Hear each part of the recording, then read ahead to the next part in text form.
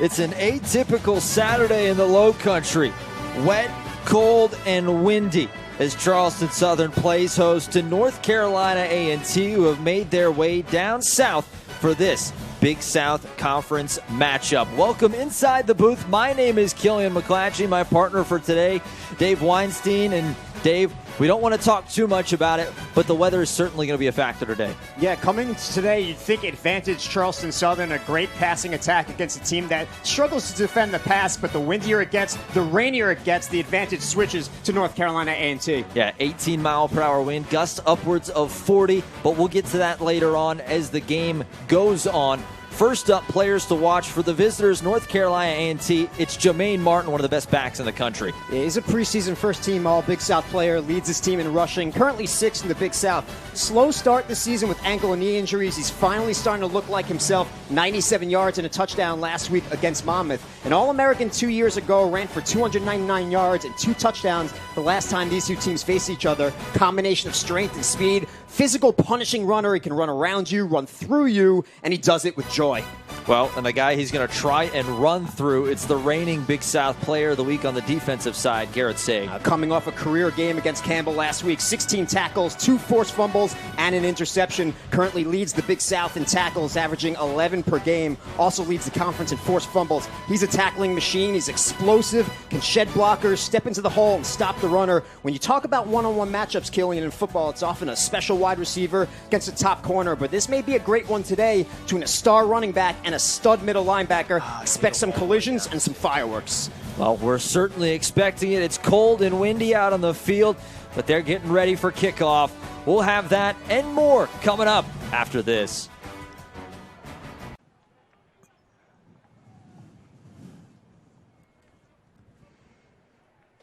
This Big South broadcast on ESPN Plus is brought to you in part by Hercules Tires. Ride on our strength. Ingles, low prices, love the savings. Sunbelt Rentals, we have equipment for that. And First Citizens Bank, forever first. Back in North Carolina A&T, Charleston Southern getting ready for kickoff. And we'll now welcome in the third member of our crew, Anna Whitty, who's down braving the elements. Anna.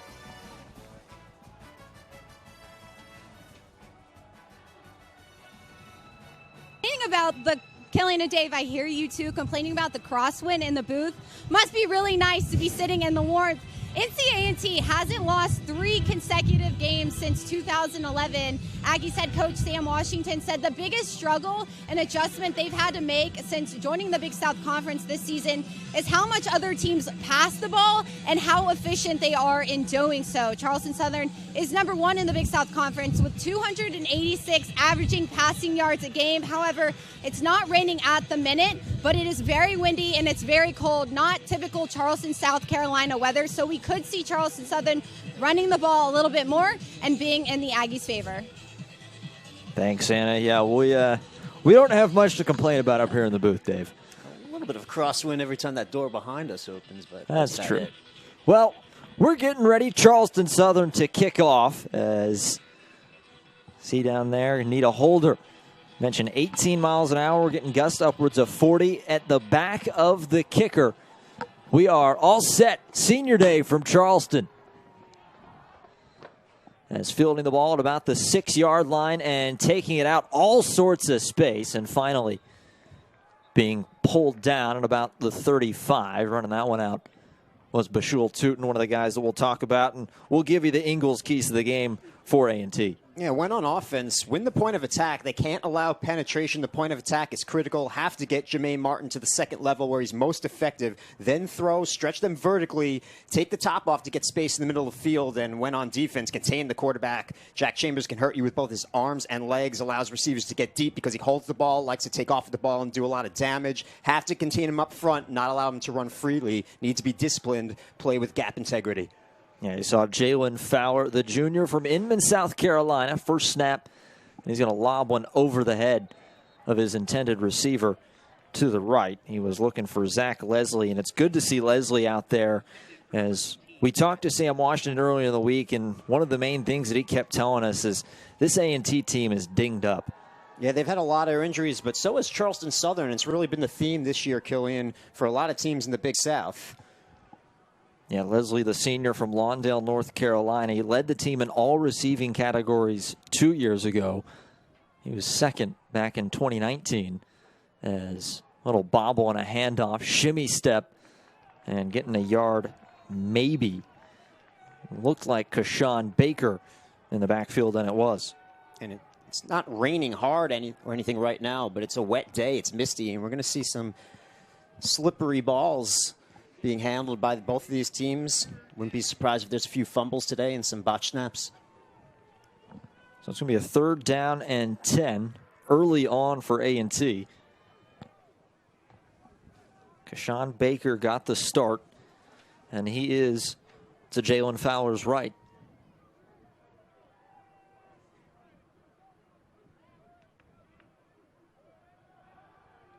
Fowler under pressure, and he just got the ball off, and it falls to the turf. A big 3 and out to start the game off for Charleston Southern. Yeah, a lot of pressure being put on by this front for Charleston Southern, forcing the bad pass here. Not much time for Fowler, and it's not close. So a 3 and out on the first series for the Aggies. Looked like Nick Sally was one of the first ones to get into the backfield. 2 returners deep for Charleston Southern. Garris Schwarting and looks like Caden Jordan, and it is.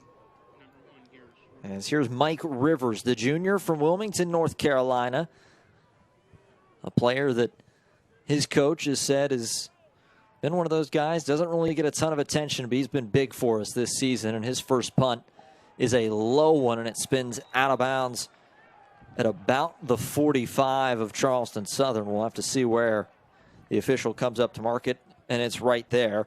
Now the Ingles keys for Charleston Southern. Whatever it takes on offense, whether it's running, throwing, kicking, their goal is to score points and do it early and often. The game plan, light up the scoreboard whenever the opportunity presents itself. Take advantage of those opportunities. I'll think they'll have the opportunity for some deep balls in this one as long as the weather cooperates. And then on defense, gang tackling for the Bucs. North Carolina A&T's ability to run the ball, their ability to set up the pass off the run is what concerns you most. They do a good job of that. They're big up front, slow down Martin. You have to gang tackle them and do it for 4 quarters.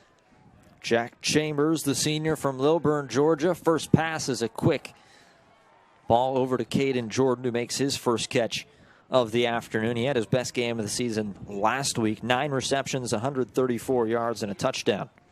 Now, several of these receivers had big numbers last week. Wall had 10 catches, Jordan 9, Schwarting 9.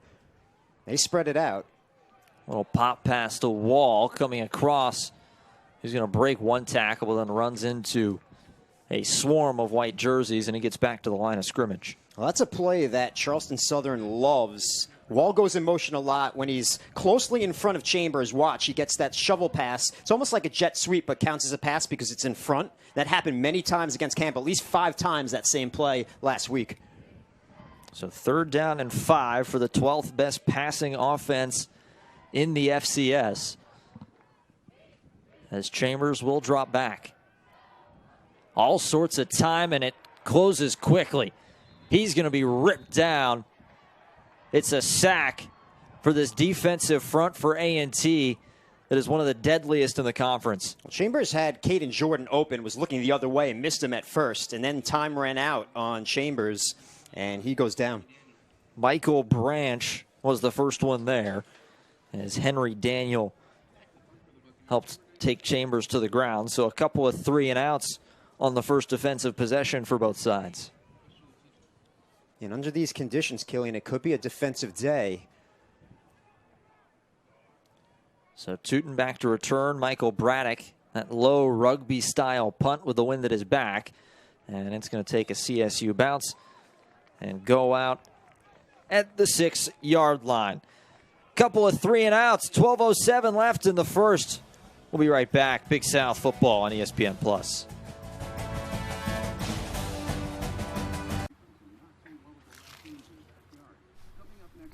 Fried chicken, better with Pepsi. Head coach Sam Washington in his 3rd season, 4th officially. Of course, A&T did not play in 2020 at all, but Sam Washington at the helm for the Aggies as they start the 2nd possession at their own 6-yard line. Kashawn Baker back out as the running back. Still no Jermaine Martin. As Fowler will motion a man and hand off to Baker as a blocker in front of him, but the hole closes quickly. And he's thrown down back behind. Jerome Rice stepped up to make the tackle. Yeah, Kashan's a back who has some nice moves, a smaller, shiftier back than Martin. As now we'll see for the first time today, the backup quarterback, Kingsley Ifedi, the junior transfer from Charlotte, North Carolina, transferred from ECU, and we'll see him a decent amount, but don't expect him to throw the ball. He's mainly a runner that we've seen mostly this season. And they often bring him in to run the ball in short yardage situations. This one, not a short yardage situation. QB designed run, and he gets taken down quickly, picks up a yard, if anything. Jerome Rice was one of the first ones there once again. Yeah, so now it's going to be 3rd and long for the Aggies. And against Monmouth last week, Killian, they brought in Ifedi often on a 3rd and 1, a 3rd and 2, tries to pick up that first down, a better running quarterback. You don't often see him come in on a 2nd and long. Yeah, Fowler back in, but Ifedi, 11 of 20 total passing this season. He's got 46 now rush attempts. As A&T getting themselves all squared away. So 3rd down and 9. Baker moves to Fowler's right. Little underneath pass to Bashul Tootin. He's got a first down and more. All sorts of space. Tootin, one man if he can catch him. It's a foot race. Breaks one tackle, tripped up and down to the 1. Well, that's a huge play for the Aggies. Receivers cleared out, and they found Tootin underneath with plenty of space. Let's take another look. No one within 10 yards of Tootin, and he was able to find a crease. And from there, it's just a foot race, trying to keep his balance as he got close to the end zone and tripped up. But a 1st and goal for the Aggies from the 1-yard line. A touchdown saving tackle from Cameron Smith as A&T and Fowler gets right up underneath. They're going to hand it off to Baker, who is going to leap his way into the end zone. Touchdown Aggies. And A&T strikes first. Well, how about that, Killian? The player to watch was Martin. Instead, it's their 2nd back and their 3rd back doing all the damage. Tootin on that catch and run, and Baker in for the touchdown.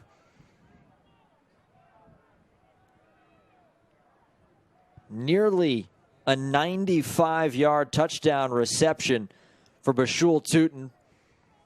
But they get down to the 1, and Kashan Baker, the senior from Farmville, North Carolina, punches it into the end zone.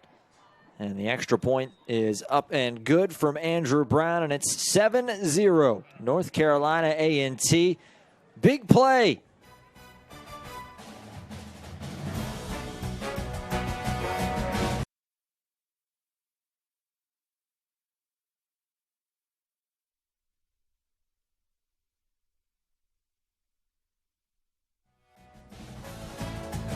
Head ball coach Autry Denson in his 3rd season at the helm for Charleston Southern as his team trails 7-0, but they're getting ready to get the ball back. And Denson, a star running back at Notre Dame in his collegiate career. Good running back in the NFL as well. Played for some legendary coaches.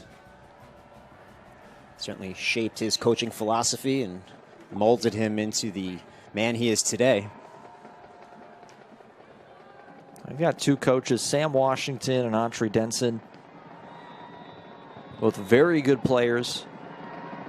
Collegiately, we got to talk to Sam Washington a little bit about his college career, which we'll talk about later on today. Mississippi Valley State. A relatively big name he went up against. We won't spoil it. As a low bouncer that was playing it safe and going to fall on top of. As diving on top of that ball. Nick Bartolo, one of the backup linebackers. As Charleston Southern get their 2nd opportunity. So 3 and out from both teams on their first drive, and then A&T a big play and a touchdown on their 2nd. See if Charleston Southern can respond. And Charleston Southern not changing what they do offensively, coming out throwing in the first series. Conditions not changing things so far for the Bucs. Average 294 yards a game through the air. There's another one of those little shovel passes to Jeffrey Wall, who fight forward and pick up about 2.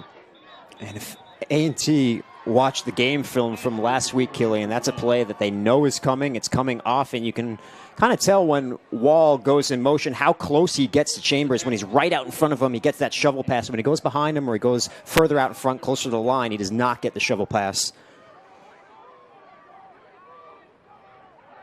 2nd down and 8. Play action over the middle for Jordan, and he bobbled it. He got hit right as the ball got there. Amir McNeil stepped up to make the play. There was a slant to Jordan, and McNeil stepped up and timed that perfectly. So it'll be 3rd and 8 for the Bucs. McNeil, really talented corner. A guy that Coach Sam Washington loves. He said he's a hard hat and lunch pail kind of guy. He brings it to work every day. So 3rd and long for Charleston Southern. Chambers, lots of time, and he steps up into the pressure, and he's ripped down. Pulling him to the ground, Stephen Davis Jr. This defense is built around quickness up front, the speed of the front four. That's their strength. And he got to Chambers in a hurry. Another 3 and out for the Bucs. Not the ideal start if you're Autry Denson. As Miller Braddock out again to give the ball back to the Aggies. The snap is over his head. Braddock tries to kick it out of the end zone. Falling on top of it is A&T, and it's a touchdown. Well, there's the second missed snap we've seen in this game, Killian. The first one for A&T was dropped by the quarterback Fowler, and now a snap that does not make its way directly to the punter. Let's take another look. It's over his head, trying to kick it out of the end zone, and instead it's a swing and a miss and a touchdown for the Aggies. Looked like Jazir Stanton, who's going to get credited with the touchdown. And a nightmarish start for Charleston Southern. As the extra point is up and good, 14-0. The snap over the head of the punter, Miller Braddock, leads to 7 for A&T. Here's another look. And you can't even blame a wet ball for a drop here from the punter. That was over his head. No chance for Braddock. The only chance really was to fall on it before the end zone or kick it out of the end zone, but he was unable to do so. And unfortunately for CSU, it results in a touchdown for the Aggies. And that's such a rare thing. The long snapper, Ethan Ray, the senior, he's one of the best long snappers in the country. He was voted a 2020 preseason All-American before things got all sorts of funky with the season, but Ethan Ray is very good at that. You have to wonder if the ball was wet on his snap, or you wouldn't expect the wind really to play a part in that, so it's not a deep pass. Just an error on special teams for Charleston Southern, what Coach Denson likes to call special forces. Special forces not doing their job so far. Yeah, last week against Campbell, Campbell took the opening kickoff back technically 98 yards. The ball was dropped at the 2-yard line. CSU was aware. They jumped on it, and then they stripped the very next kickoff after scoring a touchdown, as Bartolo has to scramble around to fall on top of that one at about the 32. That's what Autry Denson, he talks about. They do something every Friday night before each game. They call it mental edge, and they talk through scenarios and what they want to happen and what they want to try and do. And that's what he said last week with forcing that fumble and forcing the turnover on the opening kickoff. He said, we talked about trying to do that. I can't imagine this was anywhere near the script for this. He told us they take 10 minutes, and Coach Denson walks them through different scenarios. They discussed coming out fast, creating a turnover on the opening kickoff last week. Didn't script it to where it'd be turned all the way to the goal line and then dropped, but they scripted the way it went on the second one. Breakdown And another sack. The Aggies are having their way up front. That's Taekwon King, the linebacker, getting through. King was there with Shamari Wallace.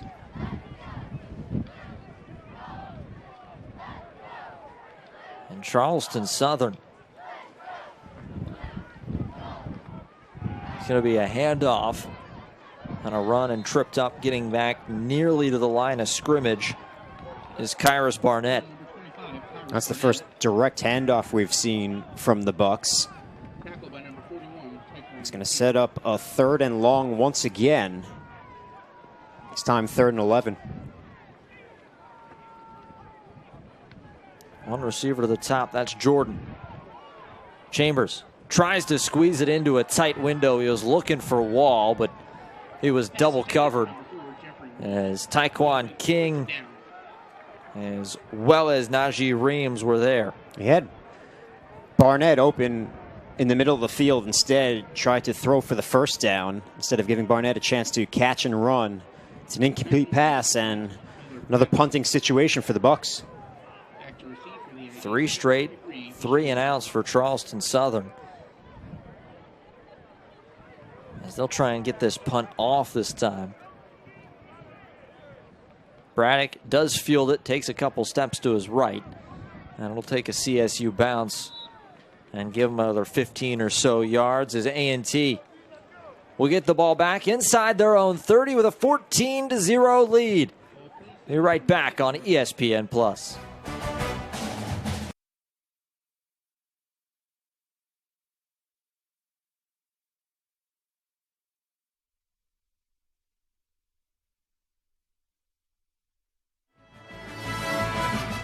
Welcome back in. Big South football is presented by Ingles.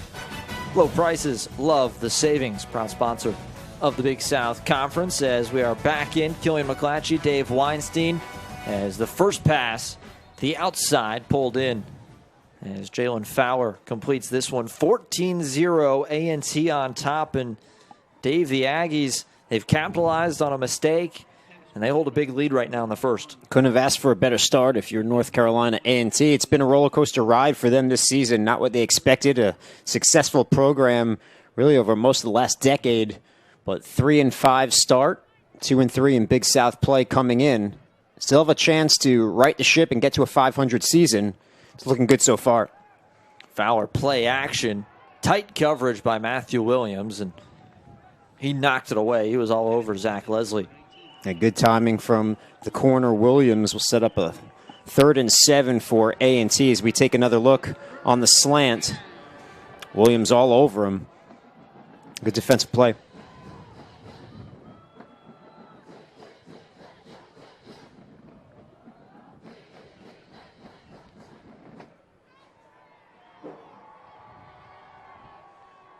So 3rd down and 7.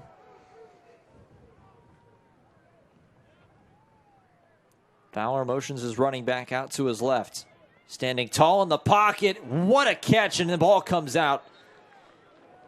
It looked like Leslie had it for a moment, and then as he went to the ground, he wasn't able to control it. There were 2 defenders on Leslie. Williams out in front. Still tried to force it in there, did Fowler, and it's incomplete and in a punting situation now for the Aggies. So Schwarting back out with Caden Jordan. The 2 of them stand right at the 40-yard line as Mike Rivers out for his second punt of the afternoon. He's been a weapon this season for North Carolina A&T. Big part of what they do, keeps them in decent field position. It's a good one this time. A long punt into the wind even, as it's going to twirl down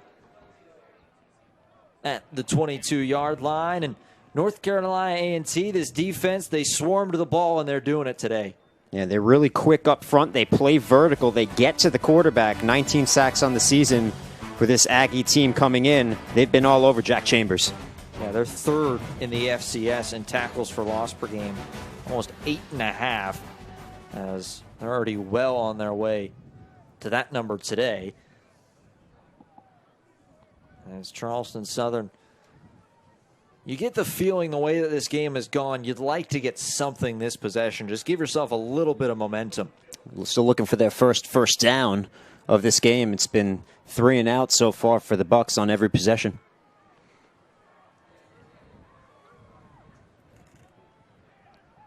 So Chambers going to hand this one off. Up the middle, it's J.D. Moore. First time we've seen him today, the sophomore from Abbeville, South Carolina. The Achilles heel, Killian, for A&T has been their secondary all season. They were beaten deep a couple of times by Monmouth last week. I like the matchup at the bottom of Jordan and Miles Simon. And there is Jordan, but it's thrown behind him. Yeah, he was looking that way. Just a little bit of miscommunication. Jordan looked like he started to go upfield, and Chambers was expecting him to sit still. They're just unable to connect that time. But I like Jordan's potential to catch a couple of deep balls if that matchup continues with Simon tracking Jordan. It looks like it will. Should the weather cooperate and the wind hold up. So another 3rd and long. Charleston Southern just trying to get a first down. Chambers is going to keep it himself. He's got a lot of room, but he's going to be wrapped up and pulled down short of the line to gain. It's going to be 4th and about 4, maybe 5. And another 3 and out for Charleston Southern. It's Stephen Davis making a big play for the Aggies as Chambers was looking for the first down. He's able to make the tackle a few yards short. Another punter situation for Charleston Southern. They just do not have an answer for this A&T defense so far. As Braddock, another snap a little bit higher. Took him a second to find the handle on that one. As Tootin, he's actually going to field it at the 25, and there's a whole horde of blue jerseys in front of him. He's pulled down. That was a nearly very dangerous play. I think Tootin's been frustrated because these punts have not gone anywhere near him. Last one headed out of bounds. This time he wanted an opportunity for a return. Fielded it on the bounce and made what he could of it. Yeah, so Tootin, and we actually ended up just getting word a few moments ago. No Jermaine Martin today. It's going to be Kashawn Baker and Bashul Tootin in the backfield, as Baker is there right now. But that's who we'll have to keep our eye on as they hand off to Baker. He gets some space upfield, and he's pulled down after a gain of about 13. You'll see how that changes their offensive strategy. Baker, a smaller, shiftier runner than Martin. There'll be less running inside, that time able to evade a Buck defender and get a nice pickup. Already well on his way to matching last week. He had 5 carries for 38 yards in his first game back in 2 weeks, as he's been a little nicked up as well. As like Sam Washington said, just about everybody on this team is dealing with some sort of an injury, as Baker tries to plant his right foot, slips up, and he's going to end up losing a yard. And not much room that time for Baker. A swarm of Bucks. It's going to be a loss of 1. And just the injury game, when you look at it. So no Jermaine Martin. Kashawn Baker playing after the first time in a couple of weeks. Elijah Bowick, not expecting to see him out there. Then you've had Zach Leslie. He's been dinged up. Jalen Fowler, he's the starting quarterback, and he's actually dealing with a fracture in his left hand. It's his non-throwing. There's a little tunnel screen as he gets it to Tootin, and he's going to pick up about 3.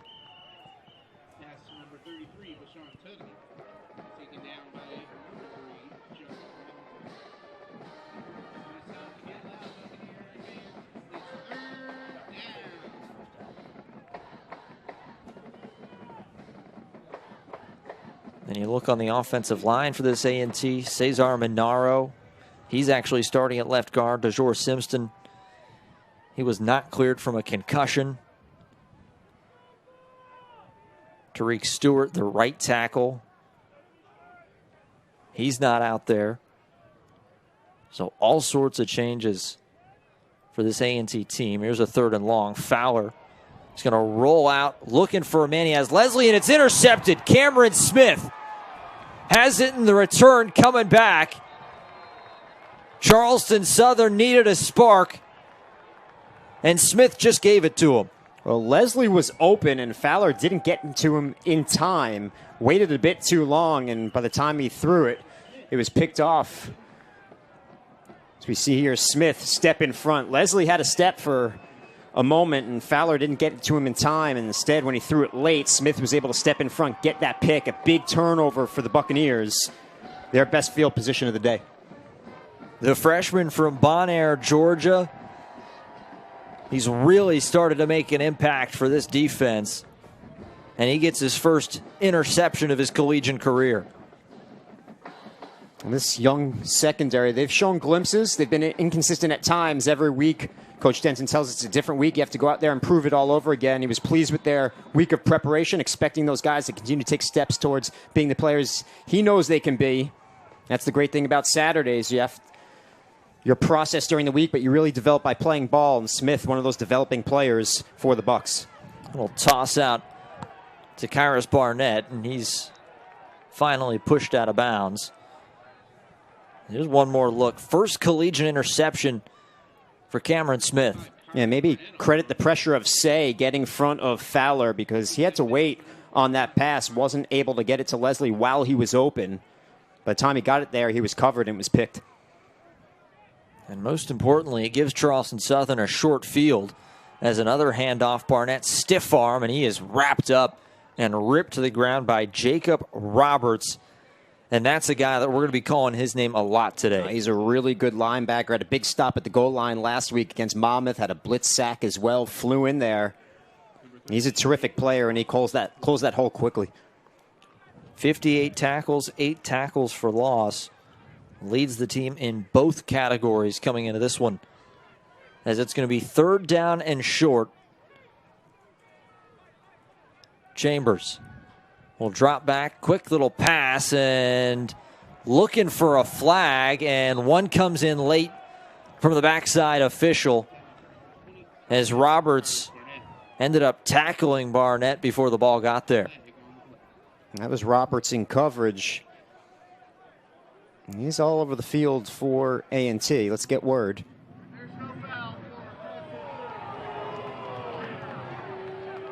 So waving the penalty off. Have to imagine they're probably saying that the ball was uncatchable.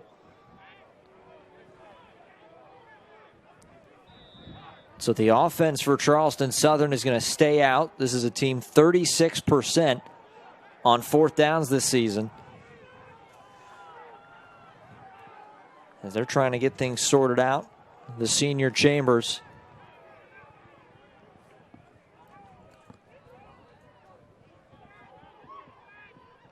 A&T showing pressure.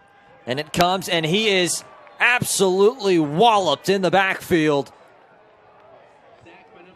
A turnover and a stop on fourth down. And these Aggies are swarming right now. Well, that was Tyquan King once again creating havoc on defense. Getting in on Chambers in a blink. No chance for Jack.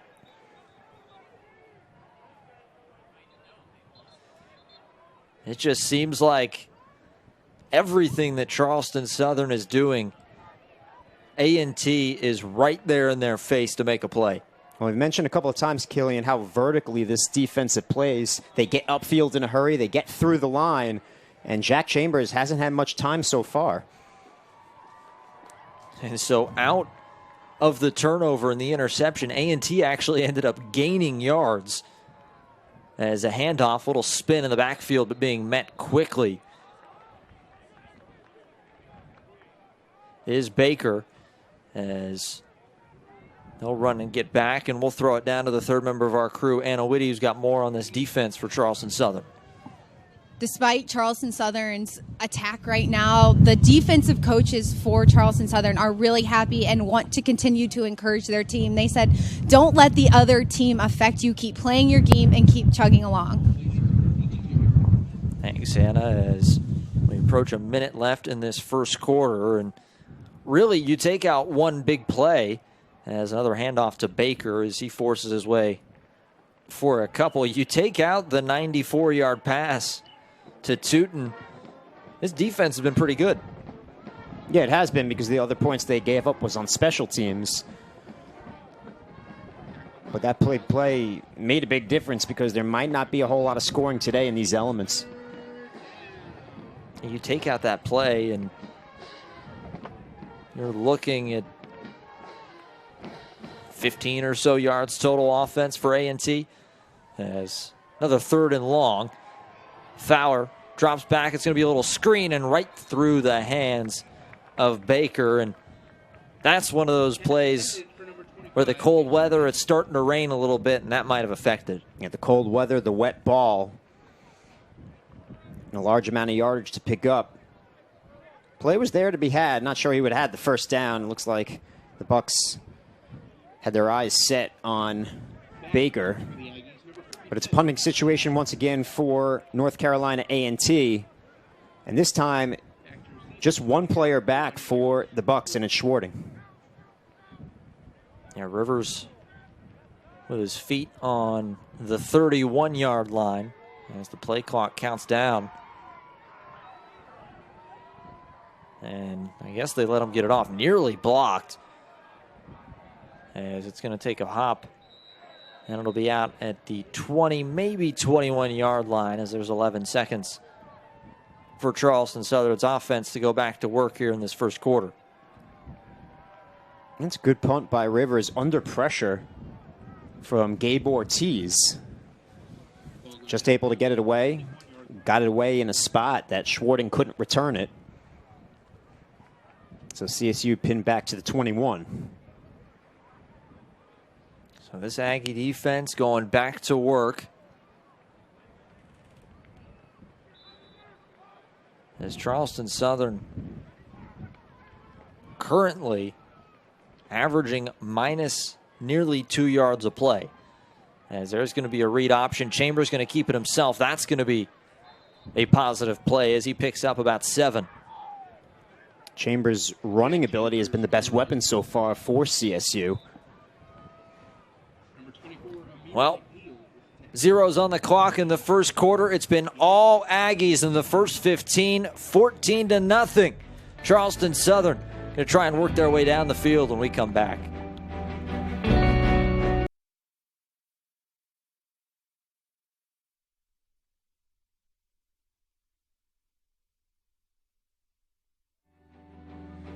(14-0) lead for North Carolina A&T. The fans, the ones that made the trip down, I'm sure they were expecting a little bit better weather, but they're out there weathering the storm, bundled up.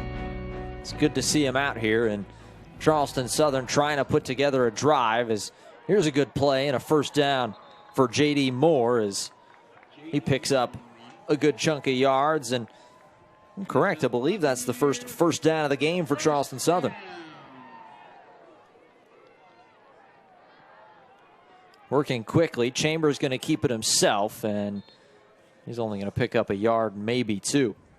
Under these conditions, Killing, we're going to see a lot more running than we're used to for CSU. Chambers just 3 of 7 for 7 yards in the air. He's been sacked quite a few times. So expect more carries from Moore. Expect more carries from Chambers himself. And Chambers, he's 6th in the country in total offense, as he's going to try to go over the middle off the fingertips of Garrett Schwarting. Good coverage once again from Amir McNeil. Yeah, McNeil is their top corner and does a terrific job in coverage. Tight coverage on the back of Schwarting. He's able to break up that pass. Not much separation that time for Schwarting. Yeah, McNeil, he's a really talented guy, and he's a guy who's had a chance to sit behind a couple of all-conference corners, the most recent one, Mac McCain at A&T, and now he's getting his chance to shine as Chambers tries to get away, and he's going to be sacked again. This time, it's Octavius Pringle getting in for the sack. That's the 4th sack for the Aggies. 2 for King, 1 for Davis, now 1 for Pringle. These CSU receivers are trying to get downfield, and Chambers just not enough time to find them. We have an Aggie down on the field, and that's an important player. That's that top corner in Amir McNeil. Yeah, that's McNeil, and it does not look good. The training staff is out taking a look at him. We're going to take a break, and we'll be right back. 14-0 A&T. That's a job for Jiffy.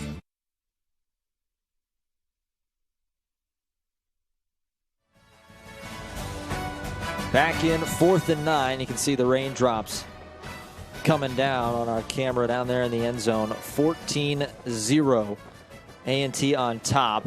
5 sacks for the Aggies, but the last one might be the most costly as Amir McNeil had to get helped off the field. He was not putting any weight on that right leg. And I asked Coach on our phone call this week, Killian, who their unsung hero on defense was. He said Amir McNeil covers the opposing team's best receiver, been playing extremely well all season despite nagging injuries, never complains, gives it all he has. That's a tough player to lose. Yeah, hopefully it's nothing serious, and we can see him back out on the field at some point today. It did not look good as another punt from Miller Braddock takes a roll down to the 36-yard line, and that's where A&T will take over, and that's where we will bring in Anna Whitty for a little bit of an update. No Jermaine Martin today. She's got some more on that, Anna. Running back Jermaine Martin is out for today's game. The team doctor told me he has fever-like symptoms. He has a congestion. He has a cough, so he is being socially distanced on the sidelines, wearing a mask, and will not participate in today's game. Thanks, Anna. Certainly keep him out. It's so tough for a guy like Martin, who's, we mentioned, he's been dealing with some knee injuries. He had a high ankle sprain. Finally looked like he was back to himself last week and doesn't get the chance to play today as Baker leaping over a few defenders and picks up a first down. Yeah, so a different type of runner in Baker. Martin, a guy who will explode through that hole and run over people. Instead, you'll see Baker dance a little bit, leap over defenders, make a couple of moves, and pick up some yardage. Baker been solid so far today, 29 yards on 8 attempts and then a touchdown. As Ifidi back in as the quarterback for this possession. Yes, you expect a running play here from A&T.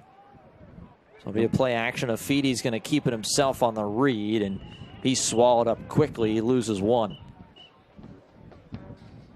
That's the one thing, Killian, with bringing a player like Ifidi. If he's not going to throw it all, really allows the defense to know what's coming, play the run, and just nothing there. So Ifidi's staying out there.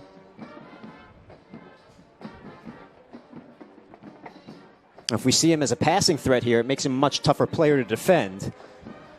We might see one here on 2nd and long. Motions out his running back, and he's going to keep it himself. Shimmies around and uses that big 6'1", 215 frame to pick up about 6, maybe 7. And Jalen Fowler trots back out for the 3rd down play. Yeah, so with the empty backfield, CSU now had to play the pass, and it allowed that running play to open up and gain some yardage and cut this distance in half. Now a 3rd and 5. With a guy like Ifidi, to put your coach's cap on us, saying, do you tell your defense, look, he's not going to throw the ball, just focus, and if he beats us through the pass, he beats us? That's what you think, but then with the empty backfield, you have to be cautious. So 3rd and 5 for Fowler. CSU brings pressure. Fowler escapes, nearly brought down. He's going to run it, and he's going to slide down, and he takes a huge hit, and a flurry of flags come in. Ombre Kennedy. Whether it's a late hit or targeting, we'll have to see. Well, he was sliding and may have gotten hit in the head there. Unhappy with the call is Kennedy. Kennedy was flagged.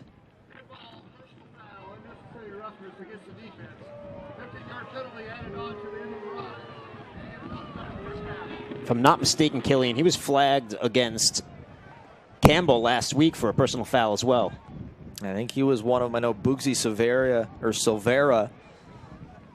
He has not been out there in this first half. He had to sit out due to a targeting in the second half. But, yeah, that's a late hit that you cannot have. The quarterback was sliding down, and luckily for Kennedy, he didn't get the targeting added on.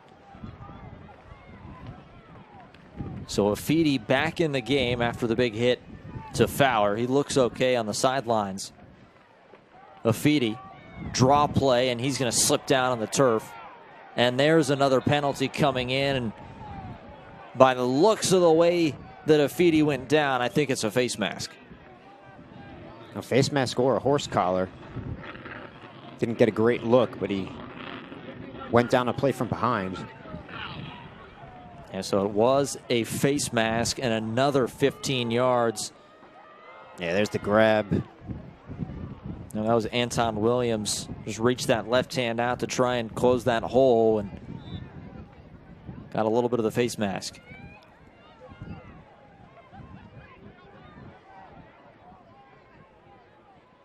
So Fowler will trade places with Afidi.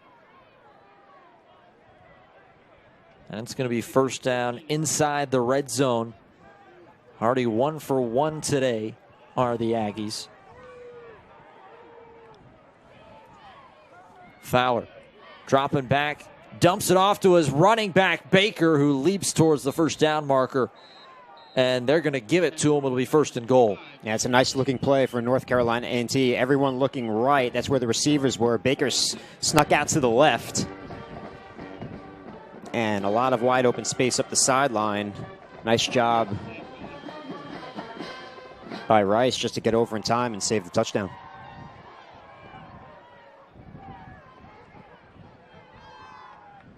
Ball's on the 4-yard line for A&T. 2 tight ends will go in motion.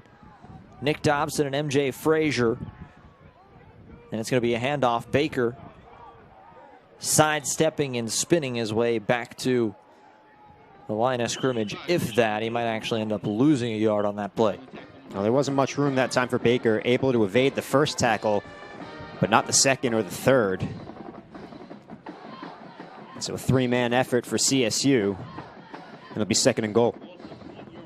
A&T has the 2 tight ends out there. Nick Dobson actually caught a touchdown last week in a situation similar to this. And they'll motion the tight ends to the left side again. Going to roll the pocket out for Fowler underneath. And the ball was too far away. Cameron Smith in coverage. It was locked on Jamison Warren. Yeah, that was just a sprint out right. Not much room to throw, though. Smith with terrific coverage once again. No receiver open for the Aggies.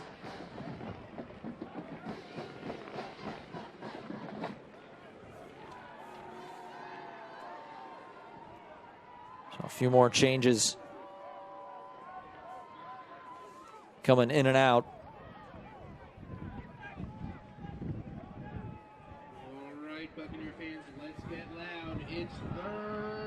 Looks like a lot of confusion between A&T, and they're going to have to take a timeout. It actually looked like the left tackle, Ricky Lee, was out there signaling for it, and we're going to take it on the field. 3rd and goal when we come back. Aggies looking to try and add to their lead.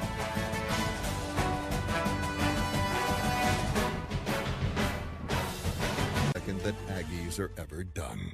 A&T, home of champions. Back in, and here's what's left for North Carolina A&T. A big matchup next week at South Carolina State, and then they wrap up their first season in the Big South against Gardner-Webb at home. That's 1 p.m. on ESPN 3. And the Aggies looking to try and make it 21-0 if they can punch this thing into the end zone. And it'll give them a big-time lead. And CSU looking to try and keep them out, as the wind's starting to pick up a little bit more down on the field.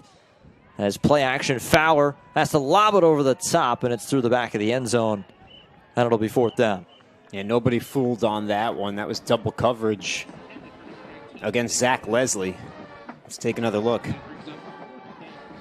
There's nowhere to throw that football, so a field goal opportunity coming up for A&T instead. So Andrew Brown, and he'll come out 8 of 11 on the year. He's 5 of 8 from anything below 40 yards this season.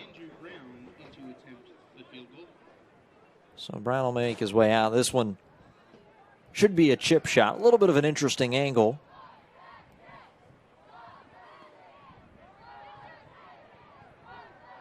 Snap, the hold, it is up and no good. He pushed it right. Yeah, there might have been a little trouble with that hold, Killian. It's tough to tell from up here, but it's a tough ball to handle. A wet ball today, a cold wet ball. Let's take another look. Yeah, he had trouble on that hold. Got it down in time to get the kick up, but maybe not in the place where the kicker would have liked it, and it's wide right.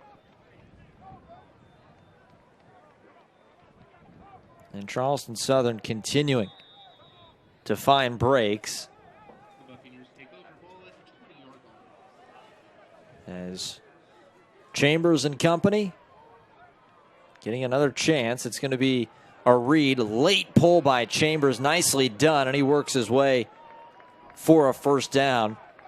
That was a Houdini act from Jack Chambers to pull that ball out.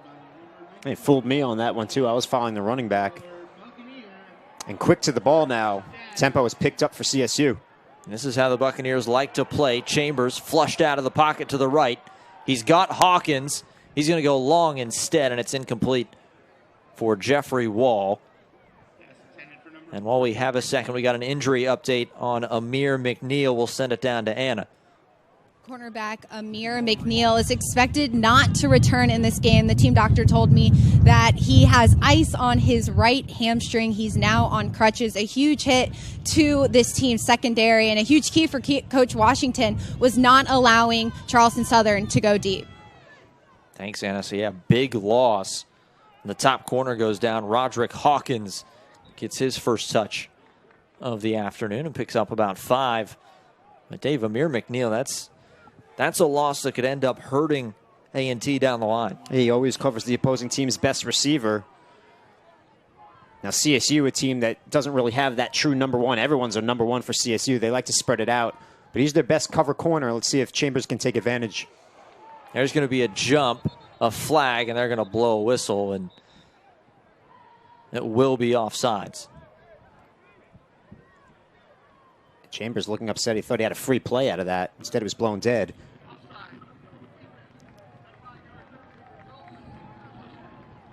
A little surprised they didn't give him a chance to play that ball.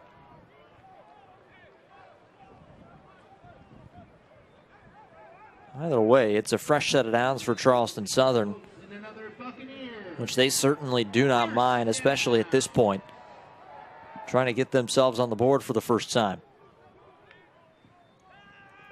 Chambers looks left, now comes back, and he is going to be met and pulled down in the backfield. And this pressure from the front 7 of the Aggies has been relentless. Yeah, and that's tough on Preston Nichols because he had the block. It's just Chambers ran into the guy that he was blocking. Can't fault the tackle on that one.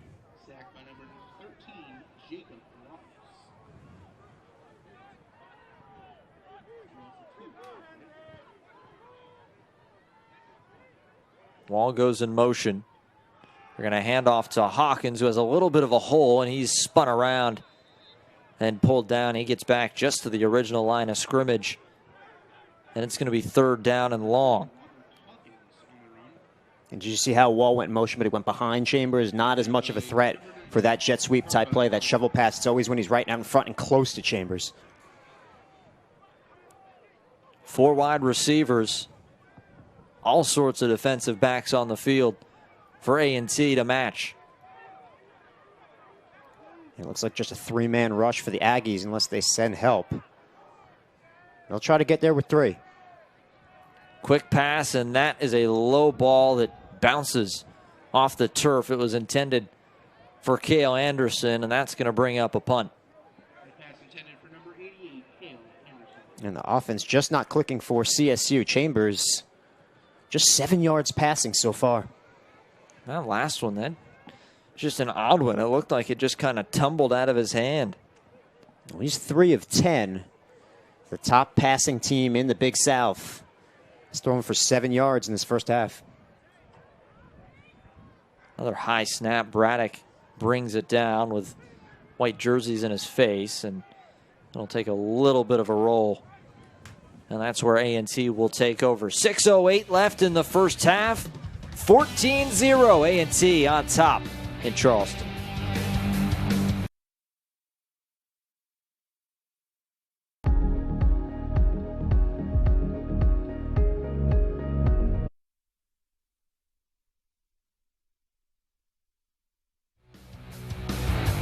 Season coming to a close for Charleston Southern. After this week, they hit the road at Gardner-Webb next week in the Big South finale.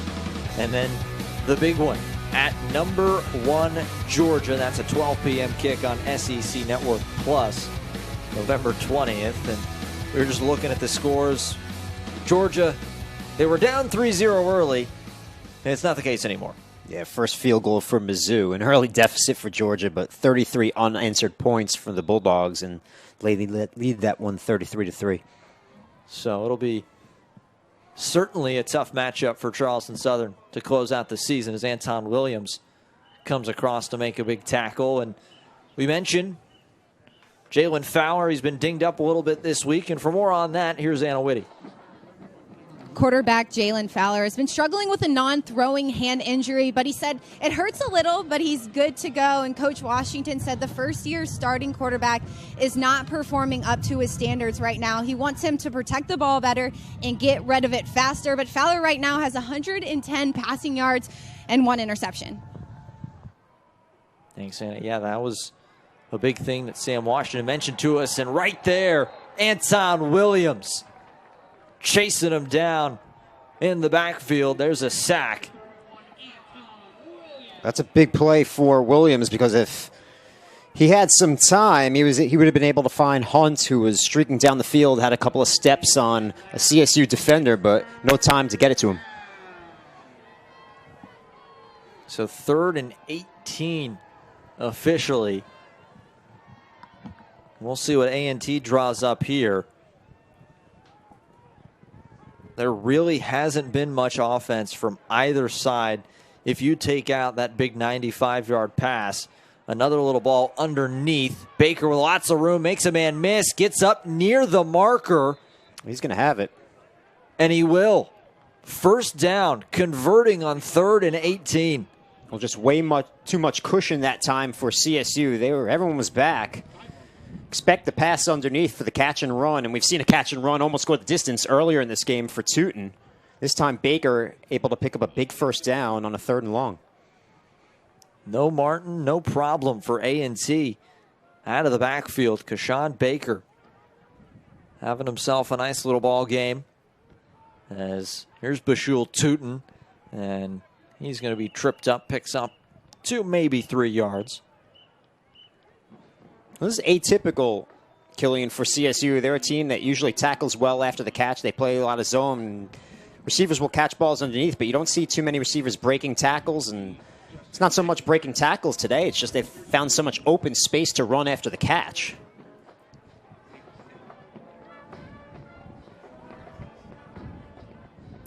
Second down, and A&T seems content. Let this clock work down, and here's going to be a counter play. Tootin works his way to the left. He slips down. A flag comes in late, though, in the area of holding. We'll have to see what it is. Yeah, this one should be coming back. Everyone's signaling on A&T.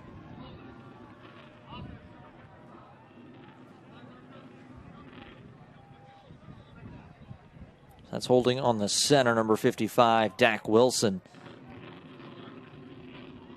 As it was quick, but it flashed across the middle, and the junior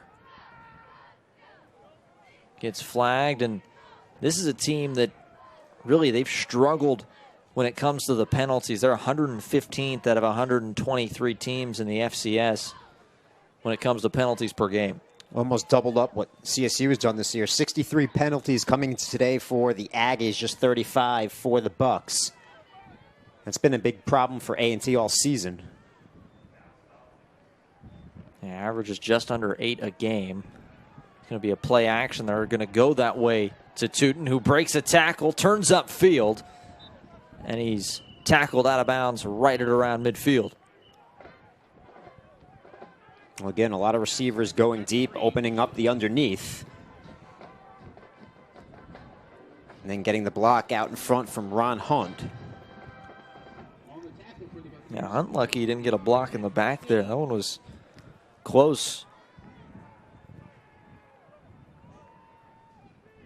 Well, picked up the penalty yardage and then some, so it'll be a 3rd and 7 for A&T. Yeah, 3rd and medium. And Fowler, as the play clock was winding down, has to spend another timeout. And we're going to take it with him. Last one of the first half, 2:35 to go. 14-0 A&T on top.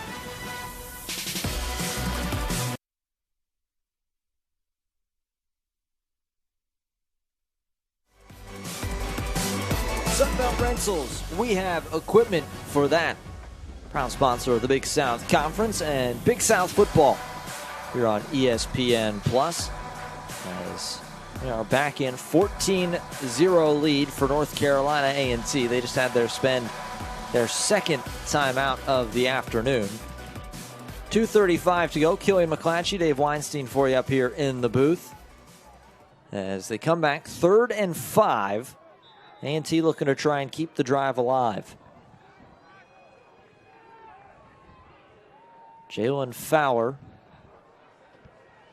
drops back, looking left, high ball, and it's going to go right through the hands of Ron Hunt, and it's a 4th down. And we've seen a lot of that today, Dave. We mentioned it in the open. The weather is going to be a factor, and it's certainly been one. And Hunt's a big guy, too. You're throwing over the top of a 6'3", 190 player. Hunt's a guy who's been there since 2016, was injured in 2019, got the red shirt, but he's a veteran presence for North Carolina A&T, a go-to receiver. He was open that time, just overthrew him. You know, that ball, I don't know, even if he does get his hands on it, Ombre Kennedy was coming in from behind. Try and break the ball out anyways. So 4th and 5, Mike Rivers puts his right foot through it. A doozy of a punt, but it's going to take a hop through the back of the end zone for a touchback, and Charleston Southern's offense will go back to work looking to try and put anything together. Yeah, Rivers had the wind at his back that time. We've seen him early in this game punting into the wind. This time he booms one. He's a guy who's put it inside the 5-yard line plenty of times this season. Just took a bounce through the end zone.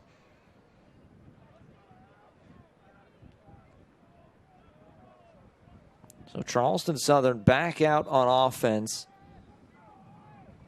And they'll be throwing into the wind now. And at this moment, coming into this drive, sitting at -4 total yards. And there's a little pass out to Wall, who breaks a couple of tackles and shimmies forward for a few yards. And that's a good idea, throwing into the wind, the short passing game, get it going, get guys like Wall involved. They've yet to get Schwarting involved. That was something last week. Chambers did a great job spreading the wealth, getting all of his receivers involved. Another pass underneath the Wall, giving him some space to work, and he'll dive down towards the marker and pick up a 1st down. But look at last week. Schwarting, 9 receptions. Wall, 10. Jordan, 9. Got Demetrius Jones involved. Spreading the love to all of his guys. Chambers, all sorts of time, going deep, looking for Schwarting. But it was just out of his reach up the sidelines. Yeah, that's Schwarting one-on-one with Miles Simon, who now has to be their #1 corner with Amir McNeil out of the game. And good coverage from Simon. There's another Aggie player down right at midfield. Now Sumter. Another DB. And a sophomore from Hemingway, South Carolina, being tended to by the trainer. You talked about it, Killian, earlier, how many injuries this team has suffered throughout the season. We've seen a couple of players already go down for the Aggies. It's been a tough year for Coach Washington and company. Yeah, it certainly has, but one of the things that he's talked about, really his motto that he says, he goes, no excuses, no regrets. He goes, it's been a roller coaster of a year, and for him and really for this program, he said, he goes, it's been a dismal year. He goes, this is not what we expected. We expect to be better than this. But you got to keep playing. They have an opportunity to try and finish out the season strong, and that's what they're trying to do. Well, they're not used to losing games. They currently have a losing record at 3-5. Have an opportunity to have a winning season should they take the next win today and then take the next two. But this team that has not finished below 500 since the 2011 season. Long pass across the field to Jordan. Good catch. And another first down, and Charleston Southern starting to move the ball a little bit. And maybe the Bucs can get Chambers into a rhythm here. We saw a couple of short passes. And now it's an intermediate pass and a first down. Clock starts back up. 80 seconds left. Chambers going to look right. Another throw across the field, and that one bounces off the chest to Schwarting. Yeah, it's one Schwarting should have had. Wouldn't have been enough for a first down, but it would have put them in a second and short situation. That's when the senior captain from Bamberg, South Carolina, is going to want back. Typically a sure-handed receiver. Would have been his first reception of the afternoon as well. Drips to the bottom of the screen.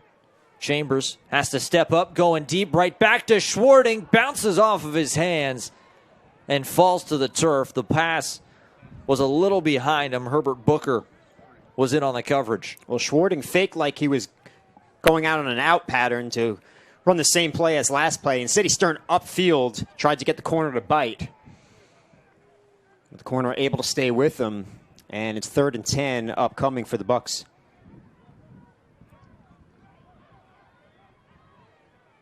Another 3rd and long.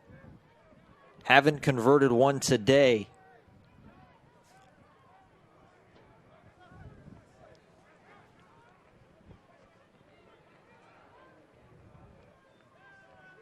Chambers looking over the middle, has Jordan first down, move the sticks.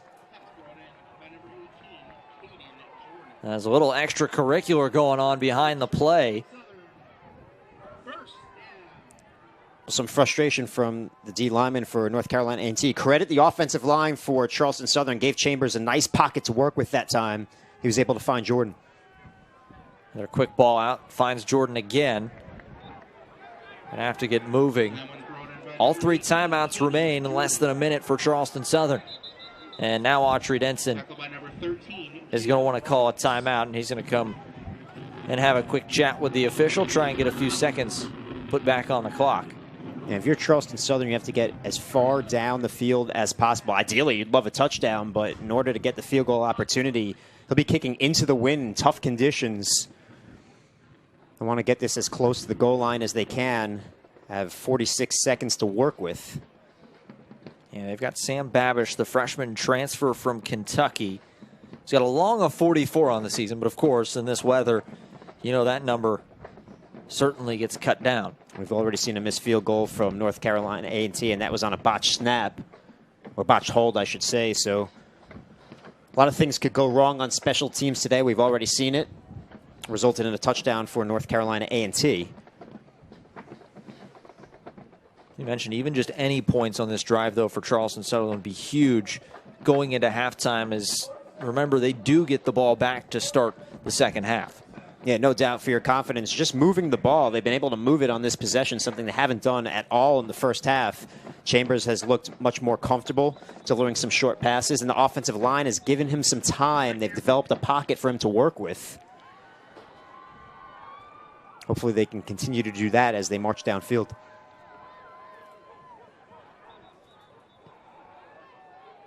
So 47 seconds, 2 timeouts left for Charleston Southern, and they've got to go 38 yards to the end zone. 2nd down and 4. Trips to the bottom of the screen once again. Wall will go in motion. Chambers pumps once, going to go underneath for Jordan. All sorts of space, and he's got another 1st down. And that's a good look. Aggies were coming flying off the edge. Chambers stepped up in the pocket, delivered the short pass, and 1st down once again for the Bucs. Sticking with the tempo as they're short on time. Man, unblocked, comes flying through. Big time sack. Stephen Davis Jr. in the backfield once again. You know, he came flying off the edge. Not touched. No chance for Jack Chambers, who's been sacked 7 times in this 1st half. And that's something that Chambers, usually his elusiveness, and he's able to play with his legs and get out of some of those. But has not been the case here in this 1st half. Just as I credited CSU on this drive and developing a nice pocket for Chambers, breakdown and protection that time. But here's some of the sacks for A&T, a vertical defensive line. They get up quickly.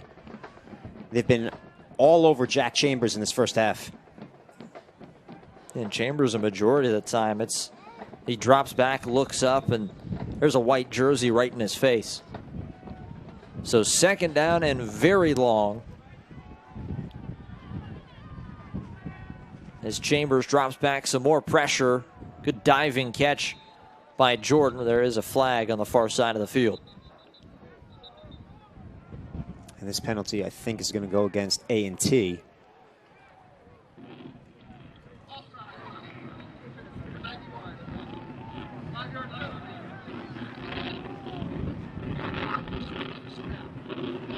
So I was on Janoris Robertson offsides.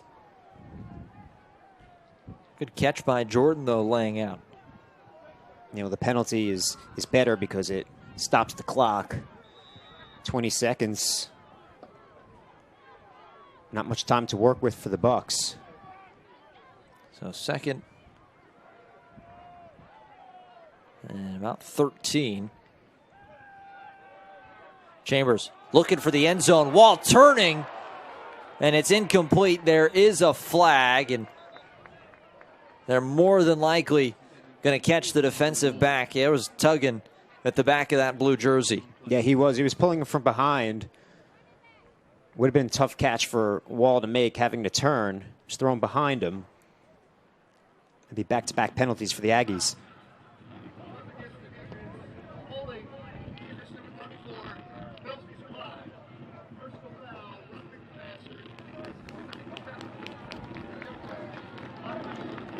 That's a more significant one. Roughing the passer. Yeah, that's 15 yards and an automatic 1st down. So better than the hold. The Bucs are in a good situation here. All right, Buccaneer fans, it's time for another. Yeah, there was a little tug right there at the end First down. as the defensive back was trying to keep up with Jeffrey Wall. So 1st down, 14 seconds left. And there's a lot of time left for Charleston Southern. They still have a timeout as well. Yep, 15 yards to go in 14 seconds.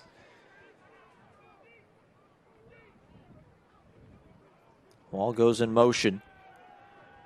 Chambers over the middle. Schwarting makes his first catch of the day, has one guy to get around. He ran into his blocker, and the ball is going to be down.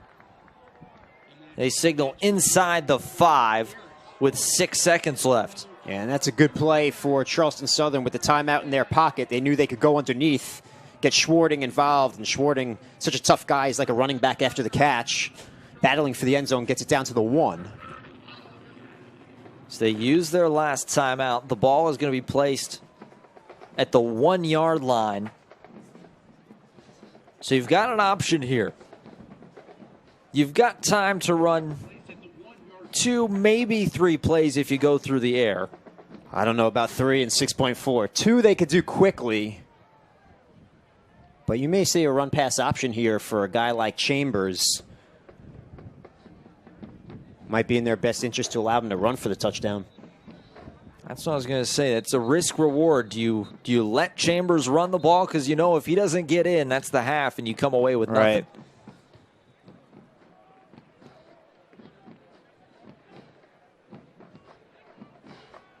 He's a senior quarterback, ton of experience. He's been in this situation before, no doubt.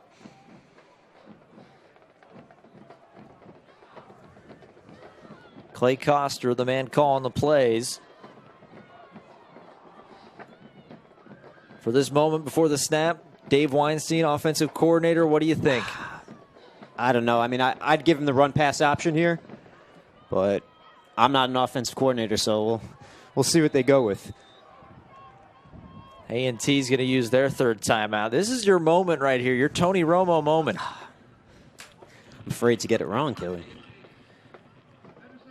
Now, if you have a mobile quarterback like Chambers, who's, I mean, he leads this team in passing, but he leads this team in rushing as well, you've got to make use of that when you have 1 yard to go in 6 seconds. I mean, in essence, he is their best back as well. And Chambers, the numbers are going to be skewed because of all the sacks that he's faced. But he's gained 26 yards on the ground on 11. Of course, you have to take out the 7 times he's been sacked.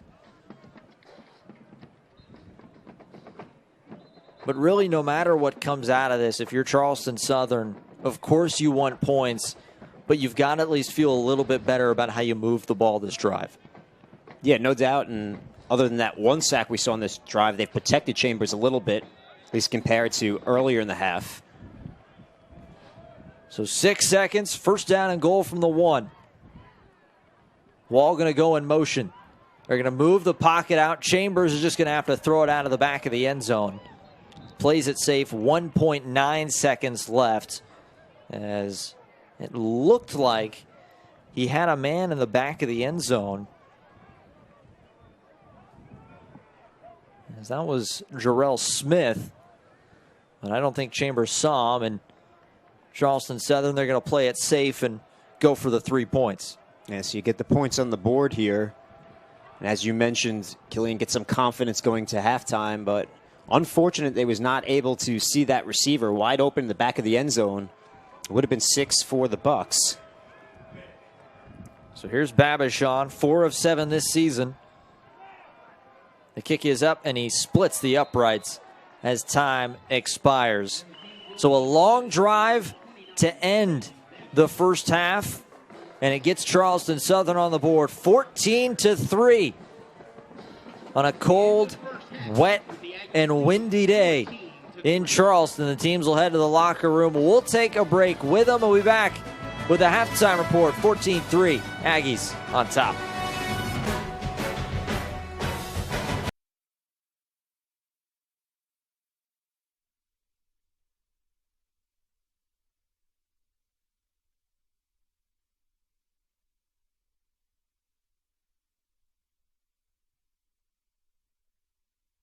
To 3, North Carolina A&T on top of Charleston Southern. Welcome you in to the Ingles halftime report. Big South football on ESPN Plus, and we're going to send it back down to the third member of our crew, Anna Whitty, braving the conditions, hanging in down there, Anna. Thank you, Killian. It is still very windy down here. The rain is very on and off, but Coach Washington, stepping off the field, was not happy with his team, particularly offensively. He said it needs to be better. When it comes to his defense and the secondary, he said it's next man up mentality when it comes to losing his star cornerback, McNeil. He said he's going to throw Herbert Burker in that position, and he expects big things. Thanks, Anna. Continue to hang in down there. As you can see, it's cold, it's windy. Certainly, props to her and our entire crew out there putting this thing together. And we've got some of the first half highlights for you. And really, most of the highlights, they're going to be sacks and defensive plays. Yeah, Jack Chambers has been sacked 7 times in this one. North Carolina A&T struck early on a catch and run for Tootin, the third string back, and then it was Baker who rushed it in for the touchdown. They're playing without their top back, Martin, today. A special teams gaffe for the Bucks resulted in the second touchdown for the Aggies. And that's all the scoring we have. There's a defensive play made and the pick from Smith But it's been a defensive first half. Other than that catch and run for North Carolina A&T. That's all the scoring we have, Killian, 14-3. Anton Williams making some plays, as well as Stephen Davis Jr. He's got a couple of sacks. And the last play right down before halftime, Garrett Schwarting a yard shy of punching it into the end zone. And that's where we stand, 14-3 in the Low Country. As the wind continues to whip around, we'll continue on with Ingles halftime report after this. And financing for 72 months, plus no monthly payments for 90 days on the 2021 Ram 1500 Bighorn.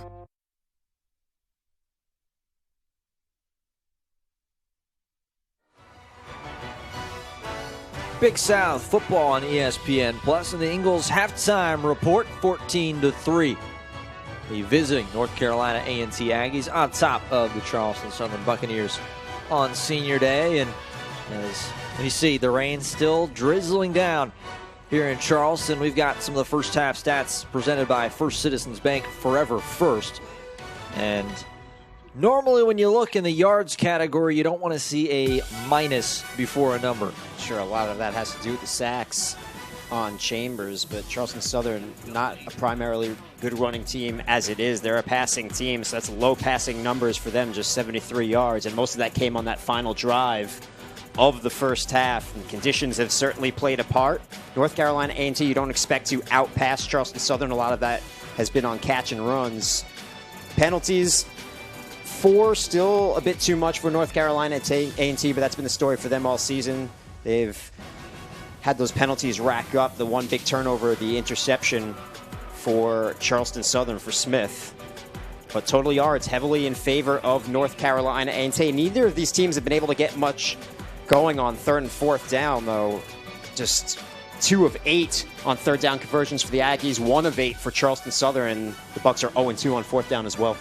Well, we'll have to see who breaks first in this second half. We continue on to the Ingles halftime report. We get ready for the second half from Charleston.